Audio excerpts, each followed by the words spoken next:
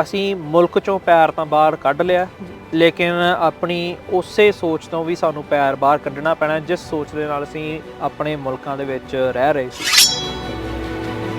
ਆਪਣਾ ਇਹ ਵੀ ਪਤਾ ਵੀ ਸਾਡੀ ਹਜੇ ਮਿਨੀਮਮ ਵੇਜਸ ਤੇ ਜੌਬ ਹੈ, ਉਹ ਵੀ ਕੋਈ ਗਰੰਟਡ ਜੌਬ ਨਹੀਂ ਹੈ, ਕੁਛ ਨਹੀਂ ਹੈ, ਲੇਕਿਨ ਅੱਡੀਆਂ ਚੁੱਕ ਕੇ ਫਾਹੇ ਲੈਣ ਵਾਲੀ ਗੱਲ, ਮਹਿੰਗੀਆਂ ਗੱਡੀਆਂ ਨੂੰ ਹੱਥ ਪਾ ਲੈਣਾ। ਤੁਹਾਡੀ ਅਪਰੋਚ ਤੁਹਾਨੂੰ ਕਿੱਥੇ ਲੈ ਕੇ ਜਾ ਰਹੀ ਹੈ, ਤੁਸੀਂ ਉਸ ਚੀਜ਼ ਦੇ ਬਾਰੇ ਤੁਹਾਨੂੰ ਪਤਾ ਹੋਣਾ ਚਾਹੀਦਾ ਜੀ। ਤੇ ਮੈਂ ਇਹ ਕੰਮ ਕਰ ਸਕਦਾ ਵਾਂ, ਮੈਂ ਤੁਹਾਡਾ ਜੌਬ ਰਿਕੁਆਇਰਮੈਂਟ ਪੜ੍ਹੀ, ਮੈਂ ਇਹ ਕਰ ਸਕਦਾ ਵਾਂ, ਤੁਸੀਂ ਇੱਕ ਵਾਰੀ ਮੈਨੂੰ ਮੌਕਾ ਦਿਓ। ਅਪਰੋਚ, ਨਜ਼ਰੀਆ, ਪਰਸਪੈਕਟਿਵ ਅੰਗਰੇਜ਼ੀ 'ਚ ਜਿਹਨੂੰ ਆਪਾਂ ਕਹਿ ਦਿੰਦੇ ਆ, ਤੇ ਇਹ ਭਾਵੇਂ ਹਿੰਦੁਸਤਾਨ 'ਚ ਬੈਠੇ ਤੁਹਾਡਾ ਹੋਵੇ ਤੇ ਭਾਵੇਂ ਬਗਾਨੇ ਮੁਲਕ 'ਚ ਆ ਕੇ ਤੁਹਾਡਾ ਹੋਵੇ, ਜਿੰਨੀ ਦੇਰ ਤੱਕ ਤੁਹਾਡਾ ਉਹੀ ਨਹੀਂ ਸਟੇਟਡ ਆਊਟ, ਤੁਸੀਂ ਨਹੀਂ ਫਿਗਰ ਆਊਟ ਕਰ ਸਕਦੇ। ਠੀਕ ਹੈ, ਖੁਸ਼ ਹੋਣਾ, ਬੱਲੇ ਬੱਲੇ ਕਰਨੀ ਆਪਣੇ ਐਂਡ ਤੇ ਹੈ, ਲੇਕਿਨ ਉਸ ਚੀਜ਼ ਦਾ ਪ੍ਰਭਾਵ ਆਪਣੇ ਉੱਤੇ ਇੰਨਾ ਹਾਵੀ ਕਰ ਲੈਣਾ ਕਿ ਕੁਝ ਹੋਰ ਅੱਗੇ ਕਰਨ ਦੀ ਹਿੰਮਤ ਹੀ ਨਾ ਬਚੇ, ਜਾਂ ਫਿਰ ਕੁਝ ਹੋਰ ਅੱਗੇ ਕਰਨ ਦੀ ਚਾਹ ਹੀ ਮੁੱਕ ਜੇ, ਉਹ ਬੜੀ ਖਤਰਨਾਕ ਚੀਜ਼ ਹੈ। ਜਿਹੜੇ ਤੁਹਾਨੂੰ ਹੱਲਾਸ਼ੇਰੀ ਦਿੰਦੇ ਵੀ ਤੁਸੀਂ ਪੜ੍ਹੋ ਸਹੀ ਜੀ, ਪੈਸਿਆਂ ਦੀ ਪਰਵਾਹ ਤੁਸੀਂ ਨਹੀਂ ਕਰਨੀ, ਸਰਕਾਰ ਕਰੇਗੀ, ਉਹਦੇ ਵਿੱਚ ਜਾ ਨਹੀਂ ਪਾ ਰਹੇ, ਜਾਂ ਉਹਨਾਂ ਕੋਲ ਕੋਈ ਜ਼ਰੀਆ ਨਹੀਂ ਹੈ, ਜਾਂ ਪ੍ਰੋਪਰ ਗਾਈਡੈਂਸ ਨਹੀਂ ਹੈ, ਜਾਂ ਉਹਨਾਂ ਨੂੰ ਪਤਾ ਨਹੀਂ ਹੈ। ਤਾਂ ਇਹਨਾਂ ਓਪਰਚੁਨਿਟੀਜ਼ ਦੇ ਬਾਰੇ ਤੁਸੀਂ ਸਾਨੂੰ ਪਲੀਜ਼ ਦੱਸੋ। ਉਹ ਕੰਮ ਹੈ, ਜੇਕਰ ਮਾਪਿਓ ਨਹੀਂ ਨੇ ਤਾਂ ਮਾਪਿਓ ਵਰਗੀਆਂ ਕੋਈ ਪਰਸਨੈਲਿਟੀਜ਼ ਇੱਥੇ ਹੋਣੀਆਂ, ਵੱਡੇ ਭਰਾ ਭੈਣ ਵਰਗੀਆਂ ਜਾਂ ਫਿਰ ਚੰਗੇ ਦੋਸਤ ਵਰਗੀਆਂ ਪਰਸਨੈਲਿਟੀਜ਼ ਇੱਥੇ ਹੋਣੀਆਂ, ਆਪਣੇ ਮੂਲ ਨੂੰ, ਆਪਣੇ ਜੜ੍ਹਾਂ ਨੂੰ ਕਿਵੇਂ ਸਥਿਰ ਰੱਖ ਕੇ ਤੇ ਅੱਗੇ ਤੁਰਦੇ ਰਹੇ। ਓਪਰਚੁਨਿਟੀਜ਼ ਬਹੁਤ ਨੇ, ਪਰ ਇਨਸਾਨ ਨੂੰ ਜਾਂ ਬੰਦੇ ਨੂੰ ਚਾਹਵਾਨ ਵੀ ਹੋਣਾ ਚਾਹੀਦਾ। ਜੇਕਰ ਆਪਾਂ ਵੱਡੀ ਸੋਚ ਸਾਨੂੰ ਡਿਪਰੈਸ਼ਨ, ਬਿਲਕੁਲ ਐਂਗਜ਼ਾਇਟੀ ਤੇ ਉਹਨਾਂ ਮੁੱਦਿਆਂ ਵੱਲ ਲੈ ਜਾਂਦੀ ਹੈ, ਉਸ ਕਾਲੇ ਸੱਚ ਵੱਲ ਲੈ ਜਾਂਦੀ ਹੈ ਜੋ ਅੱਜ ਹਰ ਇੰਟਰਨੈਸ਼ਨਲ ਸਟੂਡੈਂਟ ਜਾਂ ਕੋਈ ਵੀ ਇਮੀਗ੍ਰੈਂਟ ਫੇਸ ਕਰ ਰਿਹਾ ਹੈ। ਡਿਸਪਲਿਨ ਬਹੁਤ ਜ਼ਰੂਰੀ ਹੈ, ਸਭ ਤੋਂ ਇੱਕ ਕਹਿ ਲਓ ਲੈਕ ਆਫ ਜਿਹੜਾ ਸਾਡੇ 'ਚ ਹੈ ਉਹ ਹੈ ਡਿਸਪਲਿਨ ਦੀ। ਤੇ ਮੈਨੂੰ ਇਦਾਂ ਲੱਗਦਾ ਕਿ ਕੰਸਟਰਕਟਿਵ ਫੀਡਬੈਕ ਜੋ ਹੁੰਦਾ ਉਹ ਤੁਹਾਡੀ ਗਰੋਥ ਦੇ ਵਿੱਚ ਹੈਲਪ ਕਰਦਾ, ਉਹ ਹੈਲਪ ਕਰਦਾ ਹੈ, ਉਹ ਤੁਹਾਨੂੰ ਦੱਸਦਾ ਹੈ ਕਿ ਤੁਸੀਂ ਕਿੱਥੇ ਲੈਕ ਕਰ ਰਹੇ ਹੋ। ਐਂਡ ਮੈਂ ਦੱਸ ਦੇਣਾ ਚਾਹੁੰਦਾ ਹਾਂ ਵੀ ਇਹ ਸਭ ਚੀਜ਼ਾਂ ਸਿੱਖਣ ਦੇ ਲਈ ਜ਼ਰੂਰੀ ਨਹੀਂ ਹੈ ਕਿ ਤੁਸੀਂ ਪਹਿਲਾਂ ਤੋਂ ਜਾਣੂ ਹੋਵੋ ਇਹਨਾਂ ਚੀਜ਼ਾਂ ਦੇ। YouTube ਨਾਮ ਦੀ ਚੀਜ਼ ਹਨਾ ਇੰਨੀ ਕੁ ਕਹਿ ਲਓ ਵੀ ਤਾਕਤਵਰ ਚੀਜ਼ ਹੈ। ਸਤਿ ਸ਼੍ਰੀ ਅਕਾਲ ਜੀ ਸਾਰਿਆਂ ਨੂੰ, ਮੈਂ ਦਮਨਜੋਤ ਕੌਰ ਅੱਜ ਤੁਹਾਡੇ ਨਾਲ ਰੂਬਰੂ ਹੋ ਰਹੀਆਂ ਦਾ ਪੰਜਾਬ ਟਾਕਸ ਟੈਲੀਵਿਜ਼ਨ ਦੁਆਰਾ। ਅੱਜ ਸਾਡੇ ਨਾਲ ਜੁੜੇ ਹਨ ਪ੍ਰਣਪਾਹਲ ਸਿੰਘ ਜੀ, ਤੇ ਅੱਜ ਅਸੀਂ ਇਹਨਾਂ ਦੇ ਨਾਲ ਇਹਨਾਂ ਨੇ ਜੋ ਸਫ਼ਰ ਤੈਅ ਕੀਤਾ ਇੰਟਰਨੈਸ਼ਨਲ ਸਟੂਡੈਂਟ ਤੋਂ ਲੈ ਕੇ ਕੈਨੇਡੀਅਨ ਸਿਟੀਜ਼ਨ ਤੱਕ, ਉਸ ਦੇ ਬਾਰੇ ਚਰਚਾ ਕਰਾਂਗੇ। ਸੋ ਤੁਹਾਡਾ ਜ਼ਿਆਦਾ ਸਮਾਂ ਨਾ ਲੈਂਦੇ ਹੋਏ ਅੱਜ ਅਸੀਂ ਤੁਹਾਡੇ ਸਾਹਮਣੇ ਇਸ ਵਿਸ਼ੇ ਦੇ ਉੱਤੇ ਚਰਚਾ ਸ਼ੁਰੂ ਕਰਦੇ ਹਾਂ। ਸਤਿ ਸ਼੍ਰੀ ਅਕਾਲ ਜੀ, ਦਮਨਜੋਤ ਜੀ, ਬਹੁਤ ਬਹੁਤ ਧੰਨਵਾਦ ਤੁਹਾਡਾ ਮੈਨੂੰ ਇੱਥੇ ਸੱਦਣ ਲਈ। ਦਾ ਪੰਜਾਬ ਟਾਕਸ ਟੈਲੀਵਿਜ਼ਨ ਦਾ ਬਹੁਤ ਬਹੁਤ ਧੰਨਵਾਦ ਮੈਨੂੰ ਇਹ ਪਲੇਟਫਾਰਮ ਦੇਣ ਲਈ, ਆਪਣੇ ਵਿਚਾਰ ਸਾਂਝੇ ਕਰਨ ਲਈ। ਸਫ਼ਰ ਕੋਈ ਇੱਦਾਂ ਮੈਂ ਕਹਾਂ ਖਾਸ ਤਾਂ ਨਹੀਂ ਸੀ, ਤੁਸੀਂ ਮੈਂਸ਼ਨ ਕੀਤਾ, ਪਰ ਖਾਸ ਇੰਨਾ ਕਿਤੇ ਜ਼ਰੂਰ ਸੀ ਕਿ ਮੇਰਾ ਥੋੜ੍ਹਾ ਵੱਖਰਾ ਜ਼ਰੂਰ ਰਿਹਾ, ਕਿਉਂਕਿ ਮੈਂ ਬਹੁਤ ਕਹਿ ਲਓ ਵੀ ਇੱਕ ਹਵਾ ਵਗਦੀ ਦੇਖੀ, ਇੱਕ ਹਨੇਰੀ ਝੁੱਲਦੀ ਵੇਖੀ, ਤੇ ਕਿਤੇ ਨਾ ਕਿਤੇ ਮੈਨੂੰ ਲੱਗਿਆ ਕਿ ਇਸ 'ਚ ਆਪਣੇ ਆਪ ਨੂੰ ਸਥਿਰ ਰੱਖਣ ਦੇ ਲਈ ਜਿਹੜੀਆਂ ਚੀਜ਼ਾਂ ਚਾਹੀਦੀਆਂ ਨੇ, ਉਹਨਾਂ ਚੀਜ਼ਾਂ ਦੇ ਬਾਰੇ ਅੱਜ ਚਰਚੇ ਕਰਨ ਦੀ ਬਹੁਤ ਜ਼ਰੂਰਤ ਹੈ, ਕਿਉਂਕਿ ਕਿਤੇ ਨਾ ਕਿਤੇ ਉਹ ਖੁੰਝ ਰਹੀ ਹੈ। ਤਾਂ ਹੀ ਅੱਜ ਦਾ ਜੋ ਆਪਾਂ ਸਲਾਹ ਕੀਤੀ ਸੀ, ਅੱਜ ਦਾ ਜੋ ਆਪਣਾ ਡਿਸਕਸ਼ਨ ਦਾ ਟੌਪਿਕ ਹੈ, ਜੋ ਅੱਜ ਦਾ ਮੁੱਦਾ ਹੈ, ਉਹ ਹੈ ਵੀ ਅਸੀਂ ਨਿੱਤ ਜੋ ਚੀਜ਼ਾਂ ਸੁਣਦੇ ਹਾਂ ਇੱਥੇ ਨਿਊ ਕਮਰਸ ਦੇ ਬਾਰੇ, ਹੈ ਨਾ, ਭਾਵੇਂ ਇੰਟਰਨੈਸ਼ਨਲ ਸਟੂਡੈਂਟ ਹੋਣ, ਫੋਰਨ ਵਰਕਰਸ ਹੋਣ, ਪਰਮਨੈਂਟ ਰੈਜ਼ੀਡੈਂਟ, ਇੱਥੇ ਜਿਹੜੇ ਲੈਂਡਡ ਰੈਜ਼ੀਡੈਂਟ ਕਈ ਵਾਰੀ ਆਉਂਦੇ ਨੇ, ਉਹ ਜਿਹੜੇ ਇੱਥੇ ਨਵੇਂ ਆਇਆਂ ਨੂੰ ਤਕਲੀਫਾਂ, ਤੇ ਉਹਨਾਂ ਤਕਲੀਫਾਂ ਨੂੰ ਝੱਲਦੇ ਦੌਰਾਨ ਜਿਹੜੇ ਉਹਨਾਂ ਦੇ ਕਹਿ ਲਓ ਵੀ ਇੱਕ ਰਵੱਈਆ ਤੇ ਇੱਕ ਆਊਟਕਮ ਹੁੰਦੀ ਹੈ, ਉਹ ਬੜੀ ਹੀ ਸਾਨੂੰ ਨਕਾਰਾਤਮਕ ਅੱਜ ਕੱਲ੍ਹ ਦੇਖਣ ਨੂੰ ਮਿਲ ਰਹੀ ਹੈ। ਨਕਾਰਾਤਮਕ ਇਨ ਦਾ ਸੈਂਸ ਆਫ ਵੀ ਆਪਾਂ ਨੂੰ ਡਿਪਰੈਸ਼ਨ, ਐਂਗਜ਼ਾਇਟੀ, ਸਟਰੈਸ, ਇਹੋ ਜਿਹੀਆਂ ਚੀਜ਼ਾਂ ਇੰਨੀਆਂ ਜ਼ਿਆਦਾ ਹਾਵੀ ਹੁੰਦੀਆਂ ਨਜ਼ਰ ਆ ਰਹੀਆਂ ਨੇ, ਖਾਸ ਕਰ ਆਪਣੇ ਯੂਥ ਦੇ ਉੱਤੇ, ਕਿ ਸਾਨੂੰ ਕਿਤੇ ਨਾ ਕਿਤੇ ਮਹਿਸੂਸ ਹੋ ਰਿਹਾ ਵੀ ਕਿਤੇ ਨਾ ਕਿਤੇ ਕੁਛ ਗਲਤੀ ਹੋ ਰਹੀ, ਕੋਈ ਚੀਜ਼ ਰਹਿ ਰਹੀ ਹੈ, ਇੱਕ ਕਮਿਊਨਿਟੀ ਲੈਵਲ ਦੇ ਉੱਤੇ ਕੁਛ ਨਾ ਕੁਛ ਆਪਾਂ ਮਿਸ ਕਰ ਰਹੇ ਹਾਂ। ਬਿਲਕੁਲ, ਇਸ ਚੀਜ਼ ਨੂੰ ਜੇ ਮੈਂ ਇਸ ਤਰੀਕੇ ਨਾਲ ਲਵਾਂ ਤਾਂ ਅਸੀਂ ਇਹ ਕਹਿ ਸਕਦੇ ਹਾਂ ਕਿ ਸਾਡੇ ਨਿਊ ਕਮਰ, ਸਾਡੇ ਇਮੀਗ੍ਰੈਂਟਸ ਜਿਹੜੇ ਆਪਣਾ ਮੁਲਕ ਛੱਡ ਕੇ ਆ ਰਹੇ ਨੇ, ਪਰ ਮੁਲਕ ਛੱਡਣ ਤੋਂ ਬਾਅਦ ਉਹ ਚਾਹੁੰਦੇ ਤਾਂ ਨੇ ਕਿ ਉਹਨਾਂ ਦੀ ਗਰੋਥ ਹੋਏ, ਪਰ ਇੱਥੇ ਆ ਕੇ ਇੱਕ ਤਰ੍ਹਾਂ ਦਾ ਉਹ ਇੱਦਾਂ ਮਹਿਸੂਸ ਕਰਦੇ ਨੇ ਕਿ ਉਹ ਫਸ ਗਏ ਨੇ, ਤੇ ਉਹ ਡਿਪਰੈਸ਼ਨ, ਉਹ ਪ੍ਰੋਬਲਮਸ ਜੋ ਉਹ ਫੇਸ ਕਰ ਰਹੇ ਨੇ, ਸ਼ਾਇਦ ਹੀ ਕੋਈ ਨਾ ਕੋਈ ਇੱਦਾਂ ਹੋਊਗਾ ਜੋ ਉਸ ਚੀਜ਼ ਦਾ ਜ਼ਿਕਰ ਕਰਦਾ ਹੋਊਗਾ ਜਿਸ ਚੀਜ਼ ਕਰਕੇ ਉਹ ਅੰਦਰ ਹੀ ਅੰਦਰ ਘੁੱਟਦੇ ਨੇ। ਕਿਤੇ ਨਾ ਕਿਤੇ ਸਾਨੂੰ ਇਹ ਪਤਾ ਚੱਲਿਆ ਕਿ ਤੁਹਾਡੇ ਸਫ਼ਰ ਦੇ ਵਿੱਚ ਤੁਸੀਂ ਇਹ ਚੀਜ਼ ਰੱਬ ਦੀ ਮਿਹਰ ਕਹੀਏ ਜਾਂ ਕਿੱਦਾਂ, ਤੁਸੀਂ ਉਹ ਚੀਜ਼ ਫੇਸ ਨਹੀਂ ਕੀਤੀ ਜਾਂ ਤੁਸੀਂ ਉਸ ਚੀਜ਼ ਨੂੰ ਡੀਲ ਕੀਤਾ, ਤੇ ਉਸ ਚੀਜ਼ ਦੇ ਬਾਰੇ ਅਸੀਂ ਚਾਹਾਂਗੇ ਕਿ ਤੁਸੀਂ ਸਾਨੂੰ ਦੱਸੋ, ਸੋ ਦੈਟ ਆਉਣ ਵਾਲੀ ਜਿਹੜੀ ਪੀੜ੍ਹੀ ਆ, ਜੋ ਆ ਵੀ ਰਹੇ ਨੇ ਜਾਂ ਜੋ ਹੈਗੇ ਨੇ, ਜੋ ਈਵਨ ਮੈਂ ਵੀ ਇੰਟਰਨੈਸ਼ਨਲ ਸਟੂਡੈਂਟ ਹੈਗੀ ਹਾਂ, ਸਾਨੂੰ ਵੀ ਇਸ ਚੀਜ਼ ਦੇ ਬਾਰੇ ਪਤਾ ਚੱਲੇ ਕਿ ਅਸੀਂ ਇਸ ਚੀਜ਼ ਨੂੰ ਕਿੱਦਾਂ ਡੀਲ ਕਰੀਏ। ਜੀ ਬਿਲਕੁਲ, ਸਭ ਤੇ ਉਹ ਟਾਈਮ ਆਉਂਦਾ, ਸਭ ਤੇ ਉਹ ਫੇਜ਼ ਆਉਂਦਾ ਜਿਹੜਾ ਇੱਕ ਸਟਰਗਲ ਫੇਜ਼ ਆਪਾਂ ਉਹਨੂੰ ਕਹਿ ਦਿੰਦੇ ਆ। ਲੇਕਿਨ ਅਗੇਨ ਤੁਸੀਂ ਉਸ ਚੀਜ਼ ਨੂੰ ਡੀਲ ਕਿਵੇਂ ਕਰਦੇ ਹੋ, ਤੁਸੀਂ ਉਸ ਚੀਜ਼ ਨੂੰ ਐਂਡ ਅਗੇਨ ਮੈਂ ਮੈਂਸ਼ਨ ਕਰ ਦੇਣਾ ਚਾਹੁੰਦਾ, ਦਿਸ ਵਾਜ਼ ਮਾਈ ਪਰਸਨਲ ਜਰਨੀ, ਹੈ ਨਾ ਵੀ ਮੈਂ, ਲੇਕਿਨ ਮੈਂ ਵੀ ਕਿੰਨੇ ਹੀ ਉੱਦਾਂ ਦੇ ਪਰਿਵਾਰਾਂ 'ਚੋਂ ਉੱਠ ਕੇ ਆਇਆ ਵਾਂ, ਜਿਨ੍ਹਾਂ ਪਰਿਵਾਰਾਂ 'ਚੋਂ ਸਾਡੇ ਪੰਜਾਬ ਦੇ, ਮੈਂ ਪੰਜਾਬ ਦਾ ਵਾਸੀ ਹਾਂ ਸੋ ਮੈਂ ਪੰਜਾਬੀਆਂ ਬਾਰੇ ਗੱਲ ਕਰੂੰਗਾ ਵੀ ਸਾਡੇ ਪੰਜਾਬ ਦੇ ਘਰਾਣਿਆਂ 'ਚੋਂ ਮੁੰਡੇ ਕੁੜੀਆਂ ਉੱਠ ਕੇ ਆਉਂਦੇ ਨੇ ਜੀ। ਸੋ ਕਿਤੇ ਨਾ ਕਿਤੇ ਇੱਕ ਕਾਮਨ ਗਰਾਊਂਡ ਸਾਡੇ ਸਾਰਿਆਂ 'ਚ ਹੈ, ਠੀਕ ਹੈ ਨਾ, ਕਲਚਰਲੀ ਕਹਿ ਲਓ ਜਾਂ ਫਿਰ ਐਜੂਕੇਸ਼ਨ ਵਾਈਜ਼ ਕਹਿ ਲਓ, ਕਿਤੇ ਨਾ ਕਿਤੇ ਉਹ ਕਾਮਨ ਗਰਾਊਂਡ ਆਉਂਦਾ। ਸੋ ਉਸ ਕਾਮਨ ਗਰਾਊਂਡ ਦੇ ਆਧਾਰ ਦੇ ਉੱਤੇ, ਉਸ ਕਾਮਨ ਗਰਾਊਂਡ ਦੇ ਬੇਸ ਦੇ ਉੱਤੇ ਮੈਂ ਕੁਛ ਇੱਕ ਗੱਲਾਂ ਨੂੰ ਆਪਣਾ ਟੋਣਾ ਚਾਹੂੰਗਾ। ਬਿਲਕੁਲ। ਮੈਂ ਜੇ ਆਪਣੀ ਬਰੀਫ 'ਚ ਟਾਈਮਲਾਈਨ ਦੱਸਾਂ, ਮੈਂ 2016 'ਚ ਇੱਥੇ ਇੰਟਰਨੈਸ਼ਨਲ ਸਟੂਡੈਂਟ ਆਇਆ ਸੀ। ਇੱਥੇ ਹੀ ਇਸ ਵੇਲੇ ਆਪਾਂ ਬੈਠੇ ਹਾਂ Red River College, Notre Dame campus. ਮੇਰਾ ਬਹੁਤ ਪੁਰਾਣਾ ਇਹਦੇ ਨਾਲ ਲਗਾਵ ਹੈ, ਇਸ ਕਾਲਜ ਕੈਂਪਸ ਦੇ ਨਾਲ ਜੀ, ਤੇ ਇੱਥੋਂ ਸ਼ੁਰੂ ਕੀਤਾ ਸੀ। ਮੈਂ ਇੱਥੋਂ ਮਕੈਨਿਕੀ ਦਾ ਕੋਰਸ ਕੀਤਾ ਸੀ 1 ਸਾਲ ਦਾ, ਫਿਰ 3 ਸਾਲ ਮੈਂ ਮਕੈਨਿਕ ਰਿਹਾ। ਸ਼ੌਂਕ ਸੀ ਮਸ਼ੀਨਰੀ ਵਗੈਰਾ 'ਚ, ਸੋ ਸ਼ੁਰੂ ਤੋਂ ਸੀਗਾ ਉਸ ਫੀਲਡ 'ਚ। ਚਲੋ ਇੰਟਰਨੈਸ਼ਨਲ ਸਟੂਡੈਂਟ ਹੋਣ ਦੇ ਨਾਤੇ ਮੈਨੂੰ ਇਹ ਵੀ ਸੀ ਵੀ ਕੋਈ ਫਟਾਫਟ ਜਿਹੜਾ ਹੋਣ ਵਾਲਾ ਕੋਰਸ ਹੈ, ਸੋ ਦੈਟ ਵੀ ਫੀਸ ਕਾਫੀ ਮਹਿੰਗੀ ਹੁੰਦੀ ਹੈ, ਸੋ ਉਹਨਾਂ ਚੀਜ਼ਾਂ ਨੂੰ ਵੀ ਵਿੱਚ ਮੱਦੇ ਨਜ਼ਰ ਰੱਖਦੇ ਹੋਏ ਅੱਗੇ ਚੱਲਣਾ ਪੈਂਦਾ।